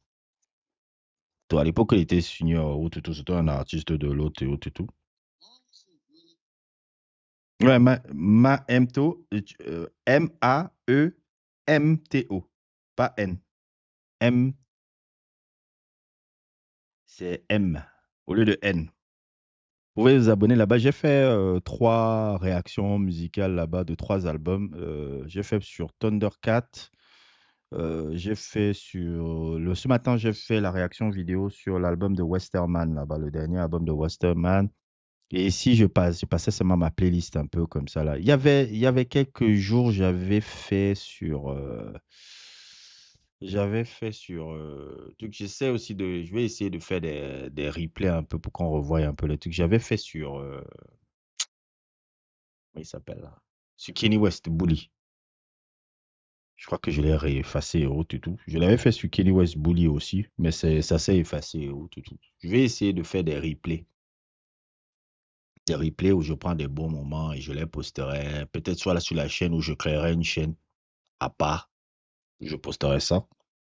Là, c'est Maemto et autres et tout. Le matin, je faisais sur Jackal Wedding, le dernier album N'hésitez pas à vous abonner là-bas aussi. Comme ça, là-bas, je pourrais faire toutes les sessions musicales sans que j'ai des problèmes de trucs. La dernière fois, même, on m'a coupé le live.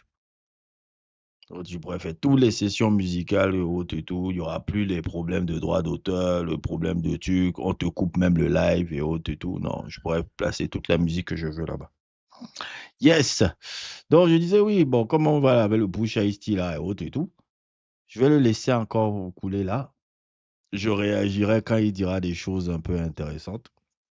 Je vous laisse découvrir aussi le truc. Somebody that don't want to be there. The business, the money. So he's still making money off of dude? Shiesty? Yeah, hell yeah. When he came home, Pooh had a record that took off. Oh, okay. So that's why Gucci don't want to let him go. Yeah, but and also, like I said, I would imagine there was some relationship fractures, right? Where how things got handled when that man was in jail, and when things happened, you know what I'm saying? He came home and he wanted to get out of the deal, and somewhere along the line, they didn't agree about getting out of the deal, and so Pooh, it looks like, took it in his own hand to get out of the deal.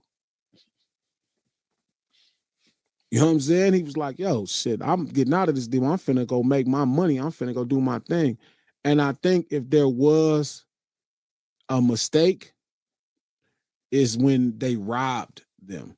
See, it's one thing if you force him to sign a contract under duress. You know what I mean? There is some legal ramifications, but it's a different conversation. The fact that everybody can lead all of these articles with it was a robbery and a kidnapping. You know what I'm saying? The main thing that they went there for. Yes. And I get it because that's flashier, right? That's bigger headlines. It's bigger headlines to say, because when Manny first told me, shout out to Ace Boy Manny, millsbymanny.com, MANNIE.com. One of the greatest chefs on the West Coast. For the 2027, if you don't feel like cooking, feel me, or you want to lose or gain weight, hit up millsbymanny.com. Let Manny get your meals right. If you want to cook your own meals, grab some of that Hood Fire seasoning from Manny, millsbymanny.com. Check it out. Manny told me, he was like, man, Pooh Shiesty got in trouble for robbing Gucci. That's how it came to me. I'm like, robbing Gucci? Why the fuck would he rob Gucci?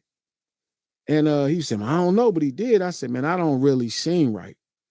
Like, why would he just rob me? And they were talking about it. Finally, some details start dropping, and I see what's going on, right? Which is being led. The conversation is being led as if he just robbed Gucci, when the truth is they were having a contract dispute that got out of hand, and it ended up in having a robbery and a kidnapping. And this happened in January, though, right? Yeah, So I guess what happened. Out?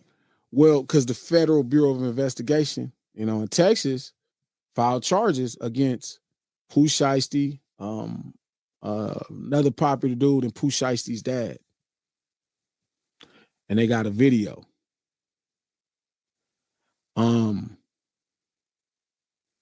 I get it. Everybody feels like this is stupid. And I keep telling y'all, man, it's like, it's easy to say that when it depends on how you let the world treat you and what you want to be accountable for. It's stupid if Pooh Shiesty goes to jail and he doesn't want to be accountable. Then this whole thing wasn't worth it. There was no reason he should have did it in the first place. If he doesn't want to be accountable. If he don't want to be accountable, then he made a mistake. If he with being accountable for his actions, I can understand why. I think he was okay up until the point it became a robbery and everything. I think so too. You know?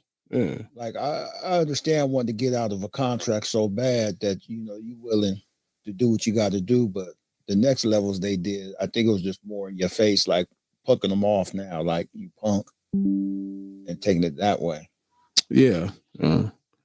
Now to the thing that makes it a real conversation, right? So I'm like, it's no way. When Manny is explaining the story to me, I'm like, wait a minute, Gucci telling the police?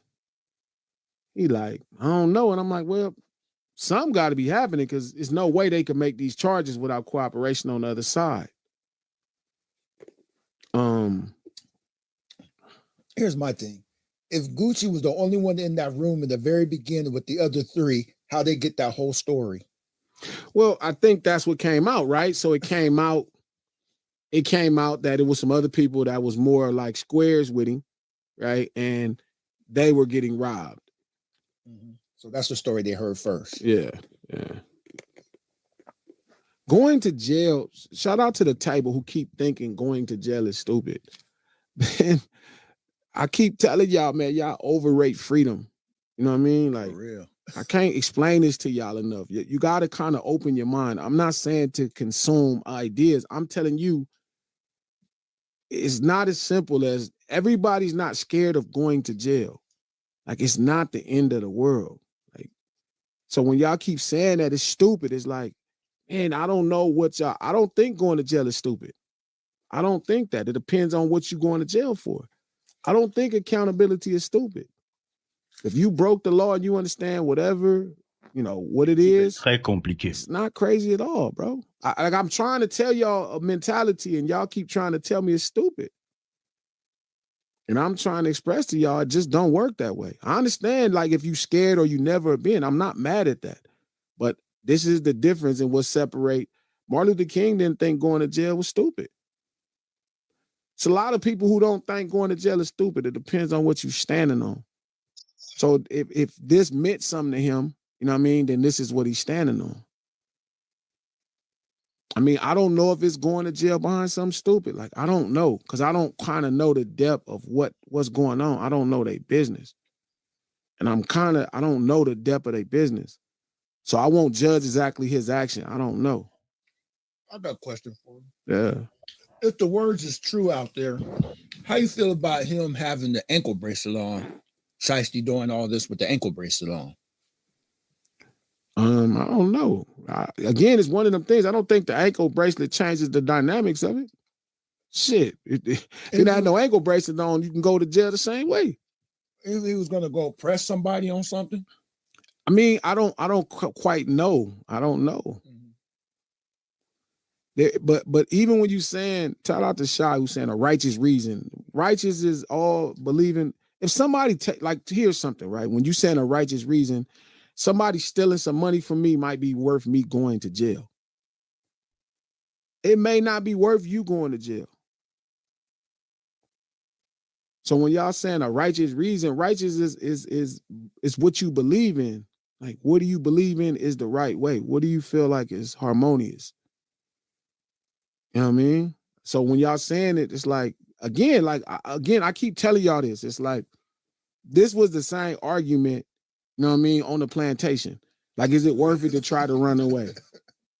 Even when you saying this is not MLK to go to jail, there were black people, my dad was saying, that thought Martin Luther King was crazy because he kept going to jail.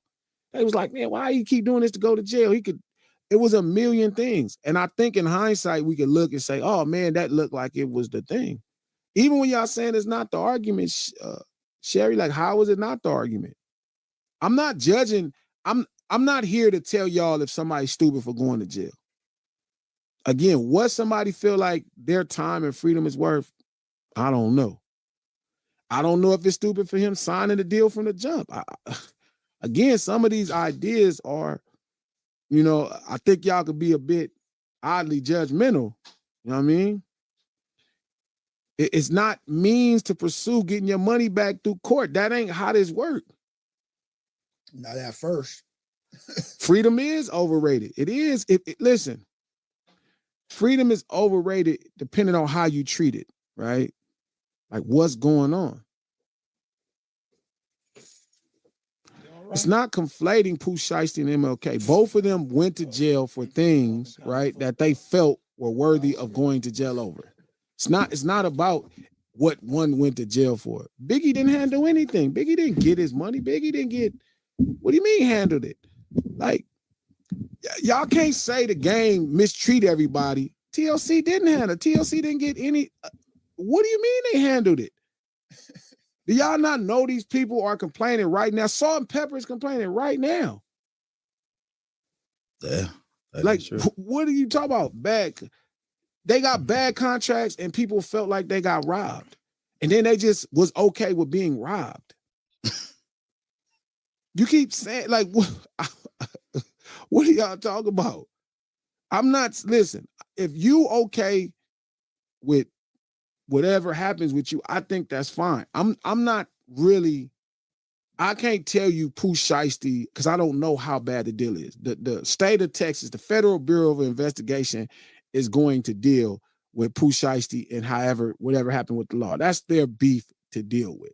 But like whenever we talk about this type of stuff, you seem like you tend to lean towards the labels a lot of these times. I'm not leaning towards anybody.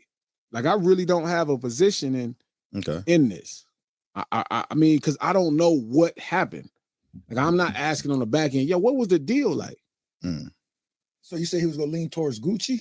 Yeah. Well, a lot of times when we talk about this kind of shit, Glasses, I think he thinks the labels get bad rap sometimes. I do think they do get bad raps, but I don't know if this is the case. Okay. Like in TLC's case, it's different. TLC didn't write nothing. They didn't produce nothing. They didn't do anything. They just sang the songs. Yeah, he just don't even give TLC no credit. Like he just. Well, I'm not. But it's not. But it's they not. just Barbie dolls moving. Somebody got a string on them, and they just show on earth. Yeah. He said they got a great. I'm not saying. I'm saying their percentage is based off of their contributions. Is that the same with Salt and Pepper? Well, and Salt and Pepper's thing, right? The 35-year reversion that they came up where artists get their masters back. If you signed a deal with the record label in 35 years, you are supposed to get your masters back. Damn, 35 years. Yes. But the thing was, they never signed with a label. They signed with Herbie Lovebug, a producer. Okay. But they still fighting for their masters, ain't they? Yes, but the label's like, we didn't sign a deal with you, so we don't have to give you this. Wow. Right, okay. There are impressionable young people who are watching you. This ain't it. This is it, Shy. This is the same thing I would have been telling any man about standing up for what they believe is right. I would never preach to a man that living is the most important thing, and I would never preach to a man that going to jail is the scariest thing. I would never preach that to a person. I don't believe there's no revolutionary you could preach that to. I think going to jail is a super scary thing to chumps. Since the dawn of time, stories have connected us. Open Art brings the tools to the storytellers of today. Creating a character is simple, whether it's from a sentence or a single image. Open Art brings your vision to life. But that's just the beginning. Once your character is created, you can use it in any story or setting with perfect consistency. With OpenArt's 3D pose editor, you can adjust your character's position and movements with ease.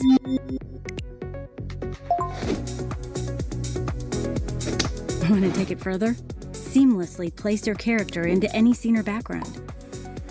The future of storytelling starts with you. OpenArt brings your ideas to life in ways you never imagined.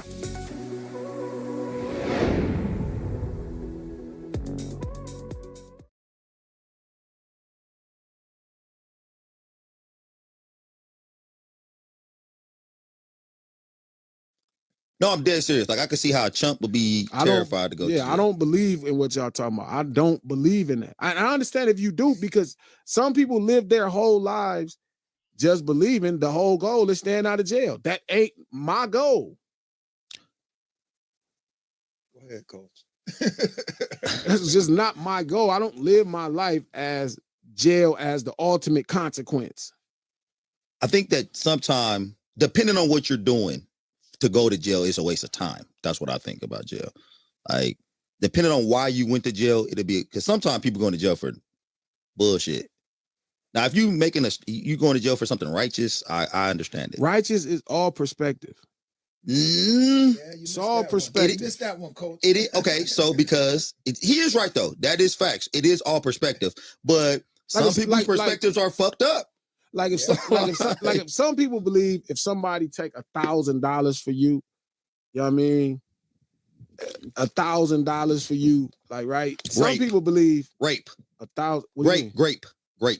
No, I'm saying take $1,000. No, because you about to give us he about to give us something that's gonna be kind of iffy and on the fence. That's what it's supposed to be. But no, grape. So what if somebody think grape is righteous? Going to the extreme. No, but that's what glasses do. You always go to panties and. No, I'm saying if somebody takes $1,000 from you, how you want to?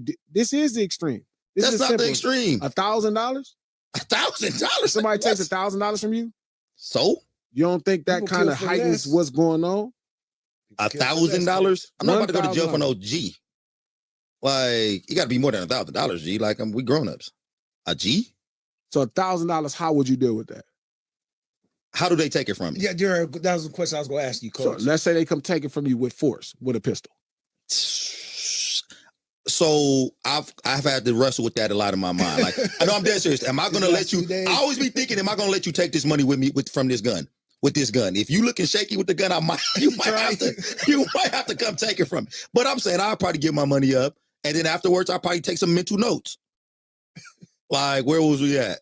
What area we in? Do I know you? Can I am going with my money back. I'm saying because some people, I'm telling you, the way people say it is like they not tripping. They like, well, I'll just deal with it. No, nah, I'm going with mine. The fact that you thought you could take the $1,000 to me, I need the harmony of understanding that you need to understand why that was not a smart decision. But in those situations, it don't matter if it's 1,000 or 10. Shout out to YouTube channel. Money isn't real. That's not the point.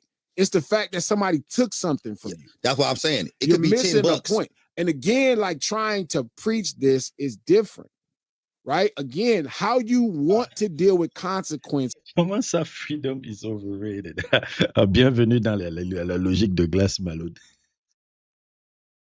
Glass Malone, lui, dans son podcast, puisque c'est un gars qui vient de la rue, c'est un creep, blood, les gars qui viennent de Los Angeles. Il dit que tu peux, si la chose est juste, parce que je crois que c'est la première fois que vous regardez un peu son podcast là. Si le combat dans lequel tu es juste et autres et tout, tu n'as pas besoin, il faut pas avoir peur d'aller en prison et autres et tout. Lui, il apporte un peu une sorte de mentalité de la rue là, dont je suis pas d'accord. Hein. Je suis pas d'accord sur toutes ces conneries là, parce que pour lui, par exemple, à l'époque où Kid Cudi, le procès de Didi là, que Kid Cudi était parti témoigner pour dire que Didi avait fait exploser sa voiture. Il dit il n'aurait jamais dû faire ça.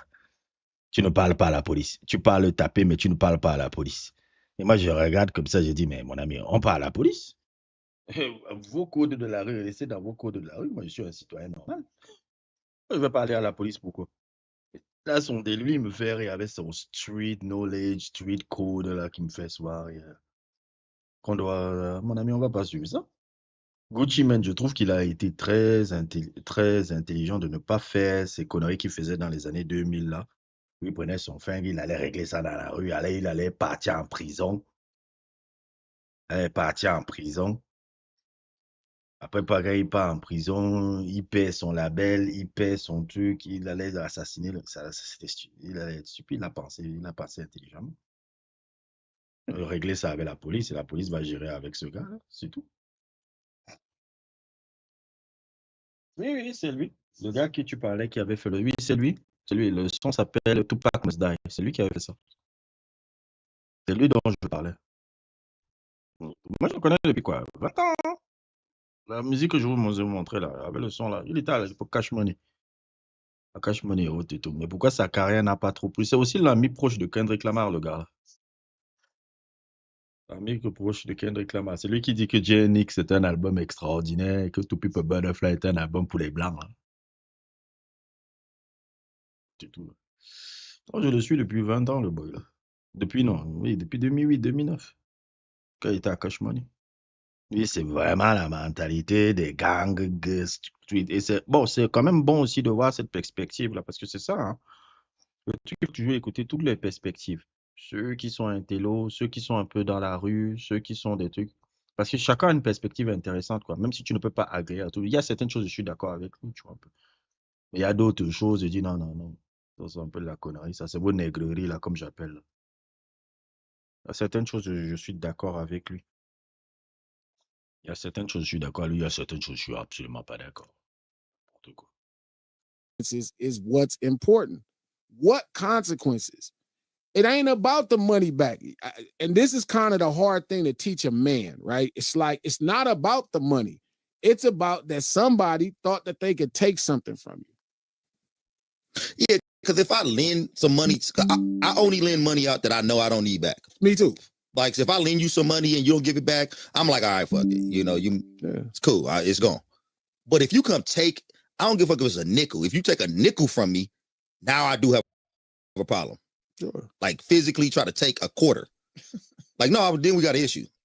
So I see what you're saying with that. But I was talking about, like, what about people with weird ass perspectives? Like, weird ass what they think is righteous.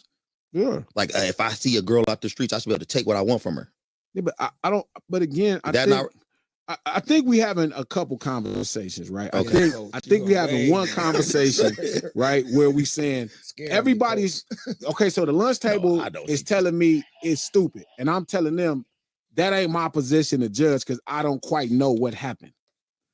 I don't know the depth of it. Yes. Jail period. So me and the table is disagreeing on if I think it's stupid or not. And I'm telling you, that's not my job to figure out if it's stupid.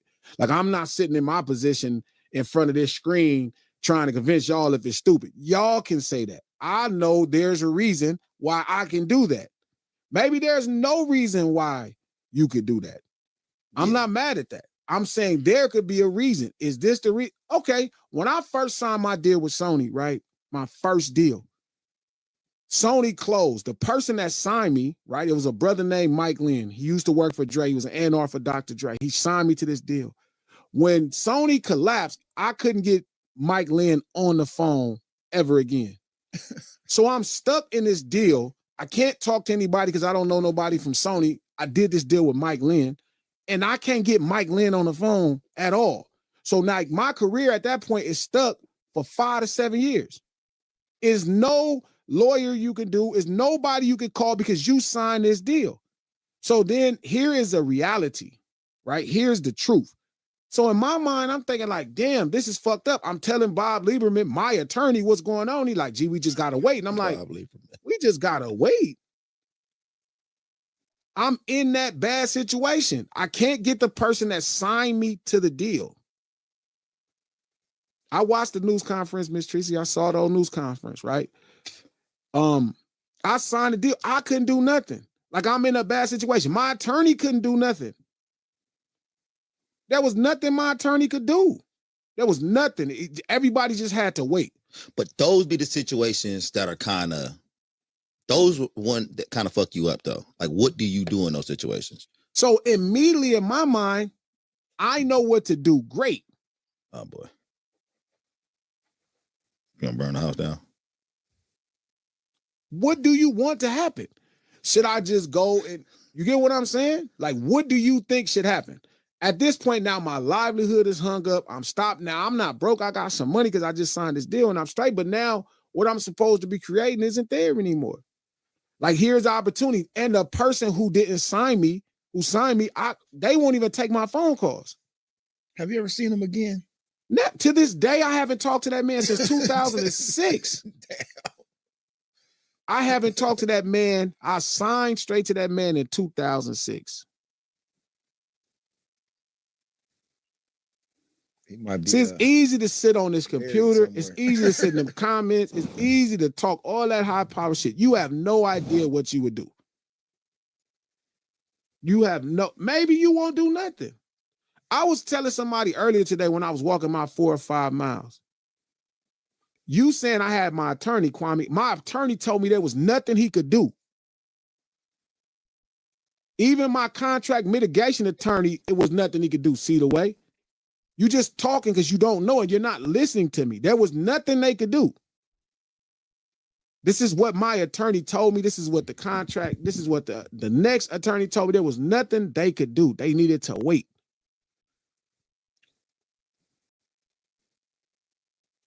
I think most men, if they get in that situation, they will be frustrated. But it's not just frustration, right? Now you have to solve a problem, right? And I think in this situation, I don't know what they had going on between them. I don't know what's happening. Y'all can say, I'm not saying y'all can't say it's a dumb decision. I'm telling you why I don't think it's a dumb decision. Then, like, right, prime example, shout out to 55 Vicious. Go Ice Cube on him. What if Ice Cube went to prison for that? Y'all would think he was stupid. It looked good in the movie now because they didn't take him to prison for it, but what if Brian Turner calls the police?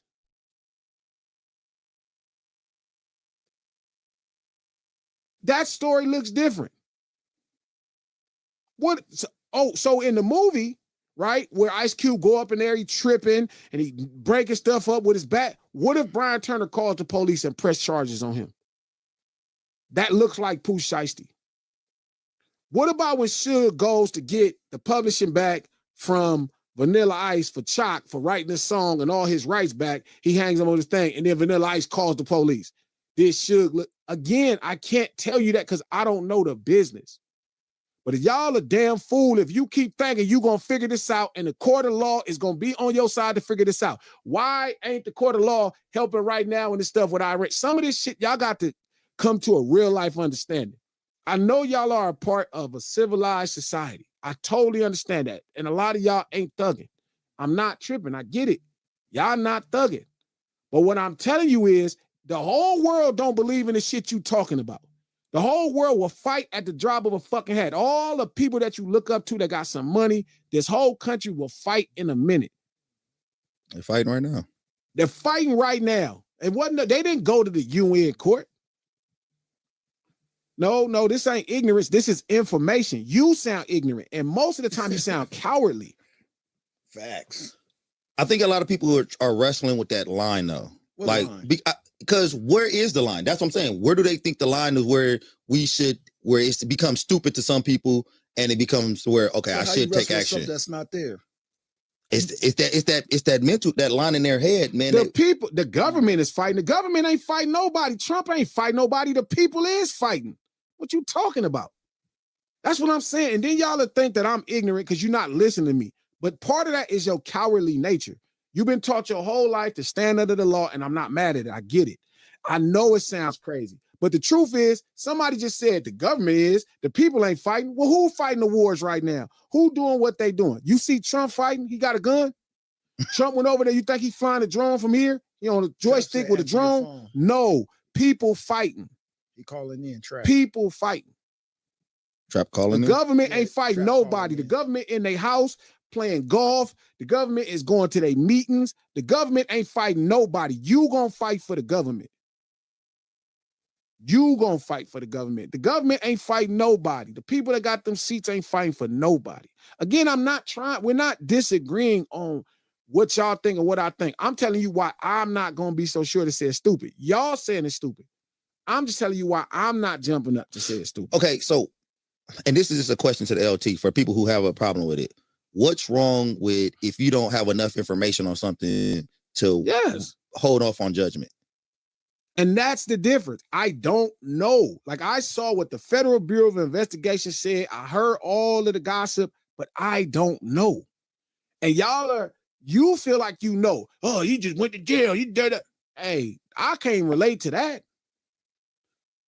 I can't relate to that because I will go to jail. I don't see it the same way. And I'm not mad because American people, citizens are taught their whole life that going to jail is the greatest consequence. Dying is the worst thing in the world. Self-preservation is everything. I totally understand it. I'm just saying that is not the ceiling to my existence. It's just not. But no, the government ain't fighting Iran. People are fighting Iran. The government told you was gonna fight, and then they sent people over there to fight. But I will definitely lose my freedom. No, everything can't be settled in court. I know that for sure. Oh, facts. I don't know. I'm not saying was he doing what is worth it to him. I'm telling you, I don't know. Long as he's with being accountable, then that's his decision. I don't know. So again, the difference is you saying it's stupid, and I'm telling you, I don't know. Because I don't know everything. I don't know what the deal was. The paperwork is out on crimes. They're not saying what happened between them. They're not talking about everything that happened. I'm going to take an educated guess and say he didn't give a fuck about going back to jail. That probably would be an I'm going to take an educated guess and say that. You know, and all that right there. Yeah, like a nigga on the Fed bracelet and doing all, he was serious. Yeah, now, again, I don't know. I don't know, man. I just don't know. Well, it's not about a situation that we don't know about. We're going to get to what the situation is about because there are some things that I do know. This is just me allowing y'all to segue the conversation and with y'all opinion. Not me leading the room, but me segueing and separating, saying, I'm just not sure. But you sent them straight that it was a business thing first. It wasn't a robbery and stuff like that. Yes, here are some things that I think matter from a hip-hop perspective. Yeah, okay. Because they forgetting that part. Yeah, like this is a contract dispute. That's it. I'm starting there. 2, I don't know if it's stupid because I don't quite know what is going on. Like I know the criminal aspect of it from the paperwork that I read. I know the rumors, but I quite don't understand everything that's happening. So I'm not sure. I don't think he led with pure emotions. I don't think it was just about pure emotions. I don't think it was pure emotions. I think so. Here we are to the real problem. I think he thought Gucci was a street nigga. So here's where now, if he's stupid or not, this is where I think the real conversation lies for me. Now, for y'all, I'm not mad at you. Wherever y'all feel like if you do something to go to jail, that's stupid, I ain't tripping. You know what I mean? So you thought I'm not mad. I get it.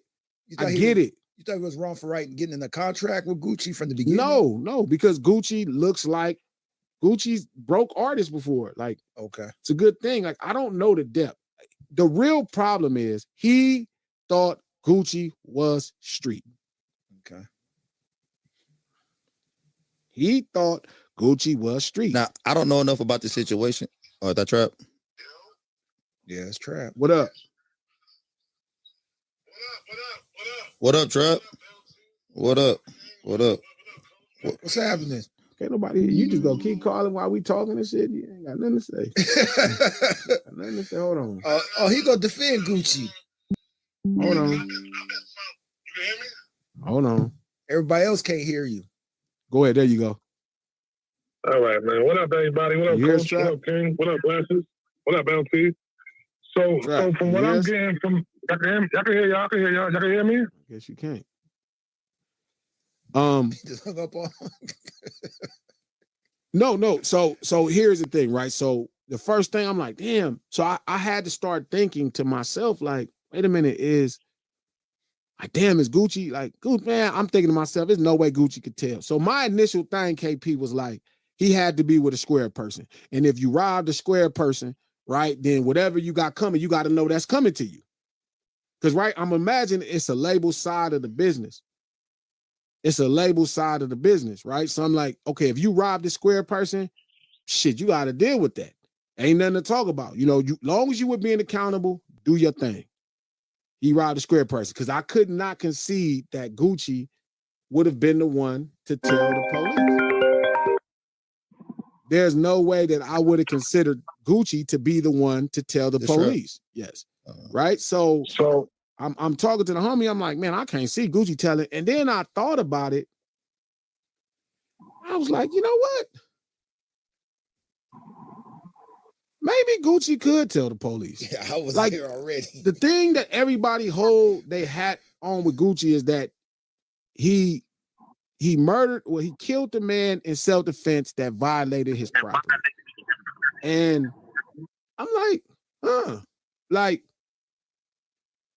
that's really what people hold up. So I thought to myself, like, okay, you know what I mean? Like maybe it was somebody else that was with him from the business, and they are supposed to do that. That's their job, right? That makes sense, right?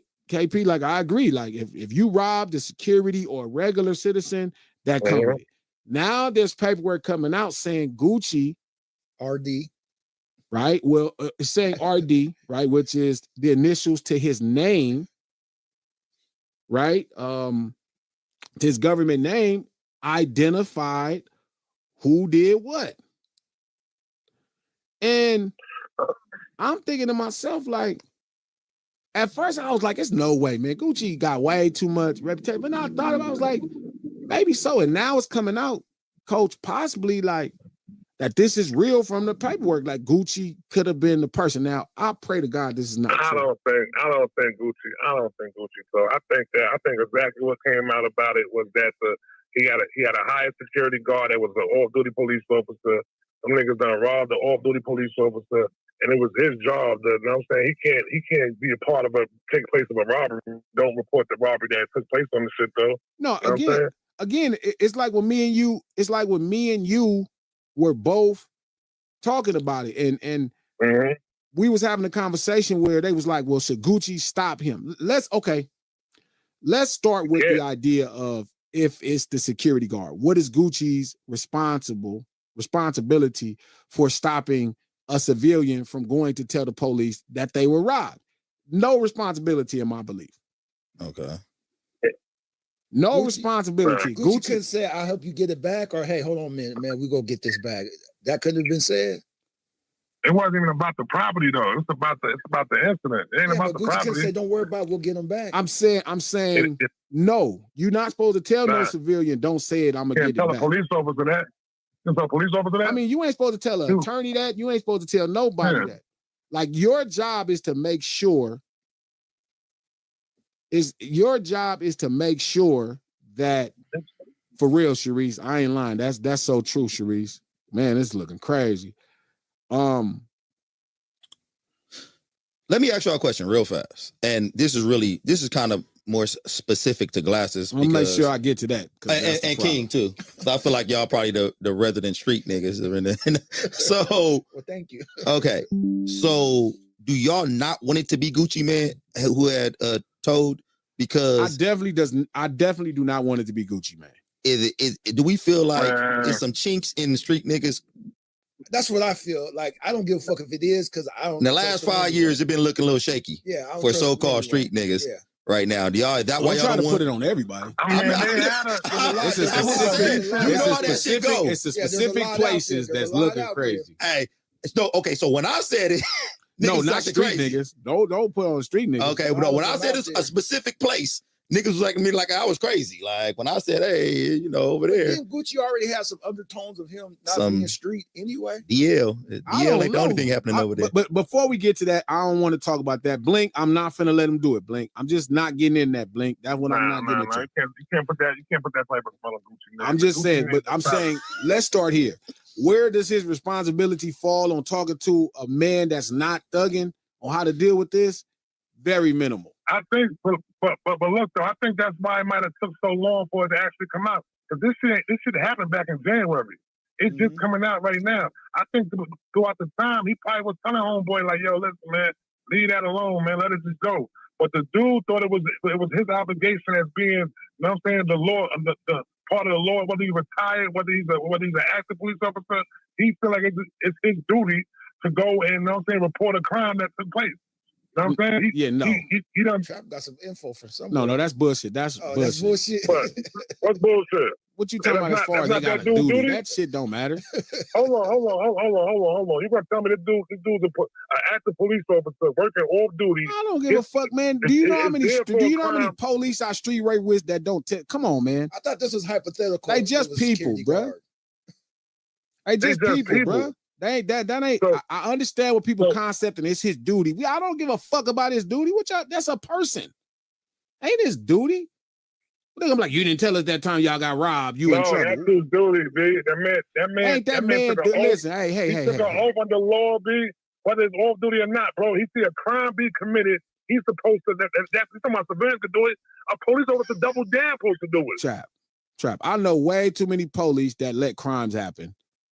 That commit crimes. Please stop saying this. Yeah. It's just not. Everybody's not a police at their core. I think if the man got robbed and he called the police because the man got robbed. So was this off-duty police officer? Was he a black dude? I don't know. Who said it was the security guard? Ain't no duty, man. That's what I'm saying. Who said it was the security guard? Listen, I don't have no issue with the civilian man that's a police or whatever, or ex-police or off-duty police. I don't care what it is. This don't got nothing to do with Gucci.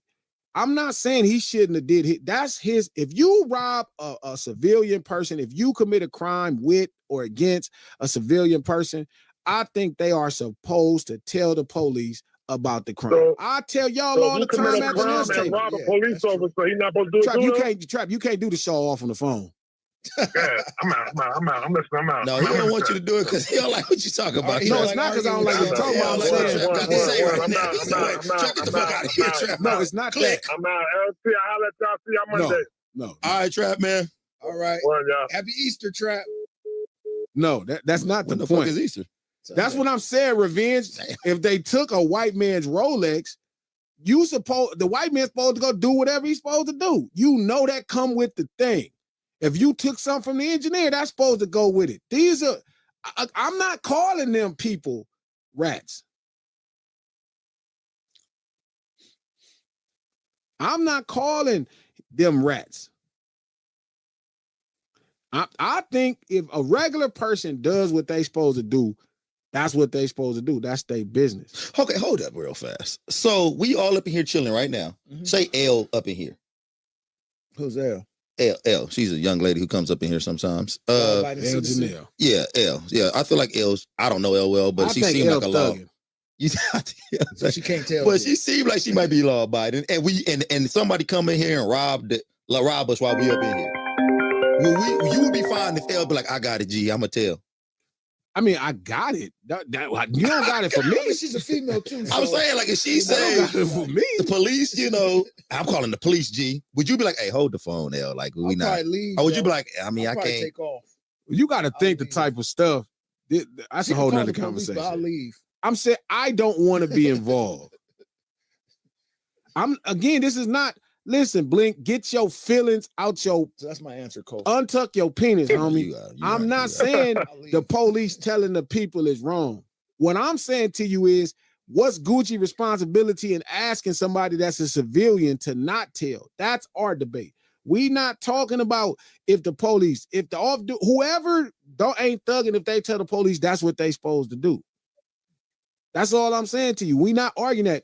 Trap was asking me, what's Gucci's responsibility? That's it. What's going on, homie? What's up? DJ Black? Black, what's the deal? What up, Black? What up, Black? Not much, man. Like I said, talking about the Gucci stuff, man. Like I said, from what even the paperwork and everything, they saying the off-duty police officer, of course, he was there. Well, I think one of Gucci other artists or friends was there, and then it was a cameraman that was Gucci. That's a white dude too. I read it. Yep. So the white boy got choked out. Damn, they choked out, and he got robbed too. So they robbed the white boy. They robbed the other dude that was with Gucci, and they robbed the security guard. So ain't no way ain't none of them dropping down. It's a wrap. They totally agree. I totally agree, and that's what them people supposed to do. Now, Gucci telling, that's a problem. Okay. So I didn't know. I don't be knowing these whole stories. Now that my man Black just broke it down and said there was a white boy who got choked out. What are we doing right now? Yeah. Like, he told. Like I said, I'm like, white boy got choked out, told for sure. And then I'm saying it's just crazy. I'm like, bro, like who had the ankle bracelet on, and then him and his dad, they drove from Memphis. That's a 6-hour drive with weapons to another state. Come on, bro. You know they gonna get you, bro. I don't think none of these are the debates. None of these are the debates. Like, again, long as Pooh Shiesty is okay with accountability. Yeah, I mean, I'm with you. Like I said, I agree with you. Like I said, you know, when they go down with the ship. If that's what you feel like the ship is worth, go down with the ship. And if the people that was with Gucci told the police, that's what they supposed to do. But Gucci ass ain't supposed to tell the police. Right, and I don't think WAP did that. Like I said, that ain't what even with his new reform how he is. WAP, I don't think WAP would do that. You know what I'm saying? I definitely don't think he would. But like I said, the room conversation. Hey, Black. So say my man, okay, say the white boy that got choked out, he called the cops immediately because that's probably exactly what he did. The cops come and now he telling the cops his story, and Guwap is over there chilling, and the cops come talk to him. Can he corroborate the story? No. Well, I mean, no. I don't think he can. But like I said, they got street, you got to get it back in the street. So he got his man is there, his home or whoever working with him, and he tell a story. He can't be like, all right, yeah, that is true. What did you say? No cop? Oh, what did he say? No comment? I ain't got nothing to say. He probably gonna say, yeah, he ain't got nothing to say. But like I said, if you got enough evidence, they ain't gonna need to talk to him no way. He gonna get outnumbered. So I'm saying that's on that. Now listen, shout out to D Moneybag. He said G acting like reform man can't go civilian. He been on the street since 2016. The nigga just made a video the last year talking about how he wouldn't have got robbed and what he would have did if he got robbed. Yeah. So we ain't talking about if you playing street, people think you street. Hey, where you from, Black? I'm from Alabama. Okay, yeah, okay. Hey, I'm just asking because same spot where Gucci from. You said where Gucci from? Before he moved to East Atlanta. Before he moved it. So do you think he went to Atlanta, and now when the cops came around, some of that ATL started coming out, and he was like, you know what, I got to talk to them. Well, no. Like I said, honestly, I know WAP. Like I know WAP folks. Like he don't get down like that. Like I said, just because he had a different spot in his life. I can't believe it. He been in the A for a while. Bro. It'd be Gucci. There's no way people go. There's no way. Yeah. I don't believe it. But like I said, hey, what you were saying earlier though, like it's all on what the people believe, you know what I'm saying, what they'll go down for. And I agree with you. Like it's subjective. Like I said, it's subjective what you'll lay down for or go sit down for. You know what I'm saying? Yeah. So like I agree with you. Like I said, with me, like my kids, my wife, my mama, hey, I'll throw it all away. I go straight to hell. Not anything twice. But anything else, I'm gonna have to think about it. Sure. You know what I'm saying? I'm gonna have to think about it. So Black, you get robbed, you calling the cops? It all depends. If my wife and kids with me, I might have to. Okay. You know what I'm saying? Or I might just let them have it. But like I said, if I'm out, they get me, and like I said, I know who they is, I'm probably not gonna call the folks. My thing is this, and this is what I always tell people that ain't on that don't live an outlaw lifestyle. Bro, don't find yourself in the middle.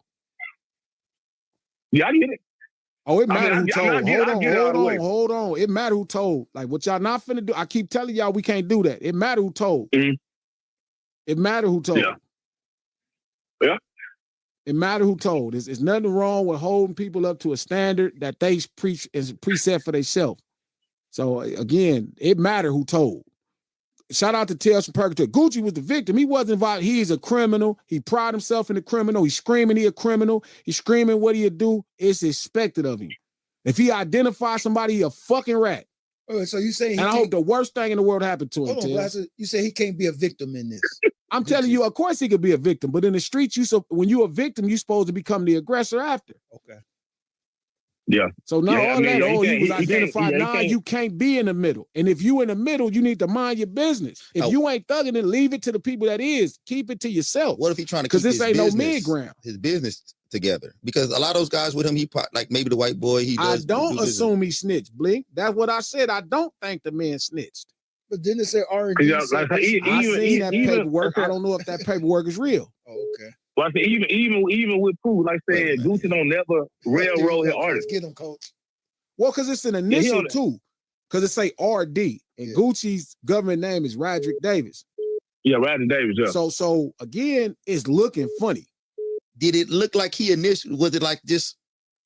So it looked like his initials. It looked like he wrote that shit. Nah, he ain't no civilian now. No Gucci ain't no civilian now. No Gucci ain't. Hold on. I think G G holding on is trying to hold on for Gucci right now. No. File. It says that, coach. Is that what? The official court papers that they filed. Yeah, it say RD. Oh, okay. So it's been logged into court. How what?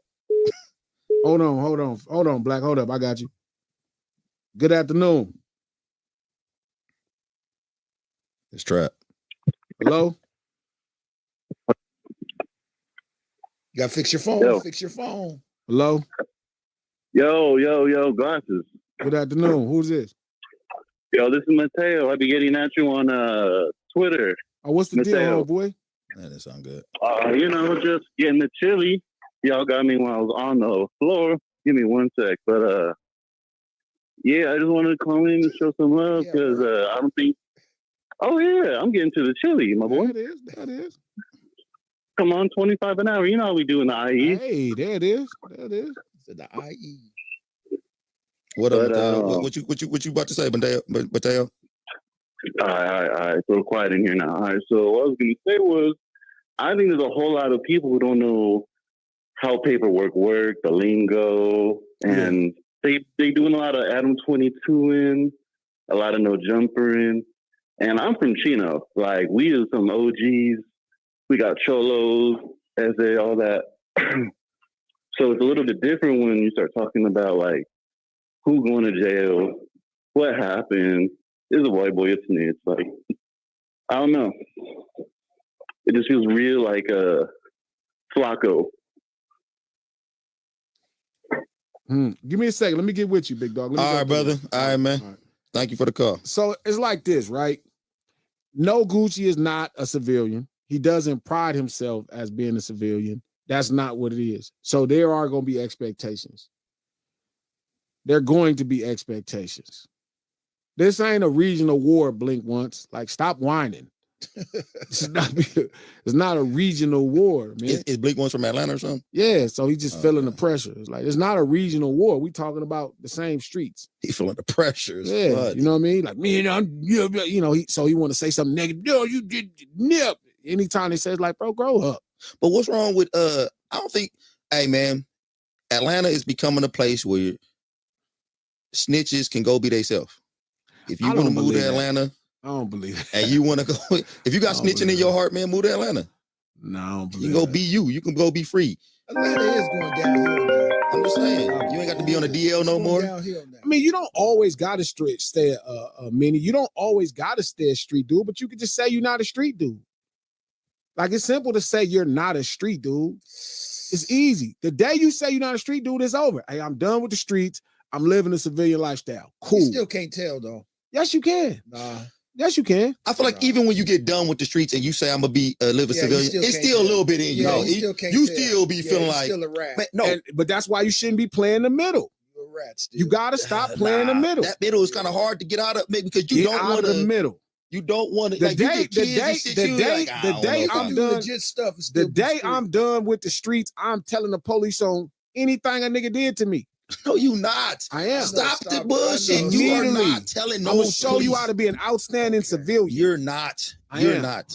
I can't. Man, this nigga needs some kids telling right y'all now. the truth. The day you do that, I'm going to prison. Man, he's like, this nigga's not going to I'm going to prison. The day I'm done with street life, I will show you how to be a civilian. And that's the day I go to prison. So the day you done with street life, you gonna move to Atlanta. You gonna have to leave ATL alone, bro. Stop playing with my people, bro. That's a good one. Stop playing with my people, bro. I'm saying, I got these your people. These your people.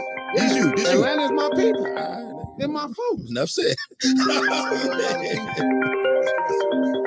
The day I'm done in the streets, I'm telling on all y'all, just so we know. I'm gonna be real. I plan to go to Atlanta soon. You do soon, something to me, I'm gonna show, because y'all play the middle. I apologize, Atlanta. Y'all play the middle too much. Y'all play the middle. I don't play the middle. Right now, I'm on this timing, so I'm on this timing. If I was a regular civilian coach, you think when the people did that thing when I was finna go burning people, man, I'm gonna call the police on the people. Hey, you know what? This person did this. Here's the crime. This shit. Stop it, nigga. I've been knowing you for years and years and years. You not calling no police. I promise you. Middle playing motherfucker. If I become a civilian, I am going to be a civilian. You don't even know how to this middle ground. I be wishing I could call the police sometimes. I hate having to do shit to people. I be like, I wish I could call the police. You probably do be thinking that shit. Coach, I don't think Crip and civilian could match. I could see, nigga. That's what I'm saying. The day I'm done cripping. I don't think that could match. The day I'm done, I won't even be a Crip no more. No, he gonna always be. I can see this nigga trying to call I can wake up 9-1, bro. His hand get to shaking and shit at the other one. Like I can wake up one day and not be a Crip. That's not the end of it. I could wake up one day and do whatever I want to do. Wait, you said you could wake up one day and not be a Crip? Yes. Yeah, that's bullshit. What's happening right now? What's wrong with that? Why y'all keep acting like you have to do this? What are you talking about right now, dude? So what would it take? What? So you have 3 little children and shit, and you just maybe it might be over. If I have a kid or 2 or 3 or something, I might be done with you niggas. No, I might be done with the streets. This nigga is talking I crazy. might be done with the streets. I have 3, 4 kids. I might be done with the streets. Hey, this y'all the 7th kiss my ass. the 7th Street right here. I'm not trolling.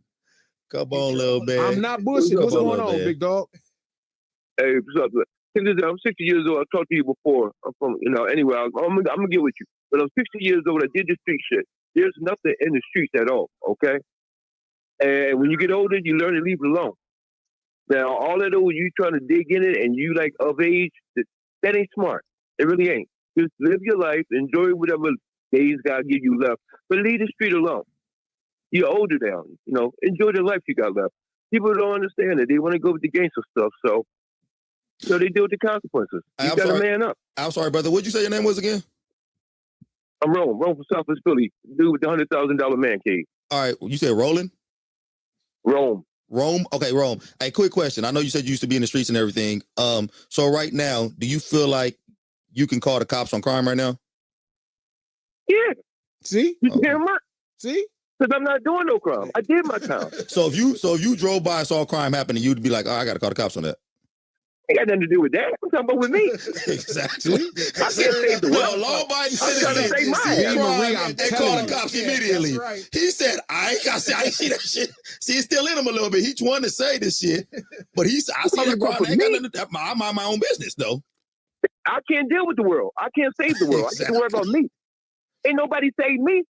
I'm 60 years old. Philly treated me like shit all my life. But the bottom line is coming out, Rome. It's coming out, Rome. Now, this the real Rome talking now. Oh, for sure. I'm letting you know. Okay. Shit, I'm gonna build something. I built a castle. I built something. I'm not gonna let nobody take it away, even though they keep trying. You hear but this? My bottom line is stay out the way. I did my time. Man, I've been to jail, all that crap. When I got to jail, I learned that whatever I come back here for, it needs to be worth it. That's what I learned. And I had to man up. But this what I'm saying. And here's the thing, like, I'm trying to teach people how to be black and not get caught up in the middle. If you not street, call the damn police. Stop being in the middle. I agree with that. No, this nigga. I tell the people from the door. So I call the cops on your motherfucking ass. You come fuck with me because I know if I do something, I'm going to jail. My man, Rome. No, Rome is using the police as bodyguards. Yeah, that's what you said. They is no bodyguards if you pay taxes. A law-abiding citizen sees some wrong shit. You see bad, you tell on bad. That's what law-abiding citizens do. Rome said, I've gotten my own shit together now. I got my shit, and now the police gonna work for me. Now they're gonna make sure nobody touch my shit I got over here in this corner. And that's what a regular person. He don't give a fuck about Rome. Don't give a fuck about none of us. He don't care about the rest of us. What that got to do with it? Rome said, fuck y'all. That's not a law-abiding citizen. Yeah, that's not a law. That is a nigga who got some shit to himself, and now he said he smartened up and said, I work for the boys. The boys in blue work for me now. They keep calling the cops on me. Why the fuck? I'm not gonna call it on them when I ain't doing shit. I'm too old for that bullshit.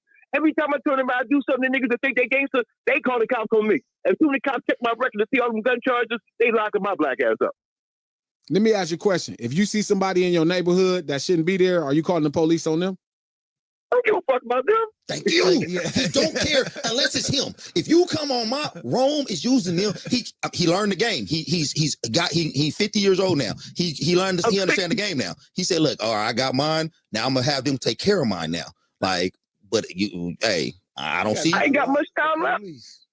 Tomorrow, I promise to nobody. So every day God give me, I wake up, I make sure I enjoy that day. Okay, because the next day not promised. So therefore, I ain't got time to be bullshitting. I ain't got time to be trying to steal. I ain't no cat to save a hoe. I'm trying to live a life.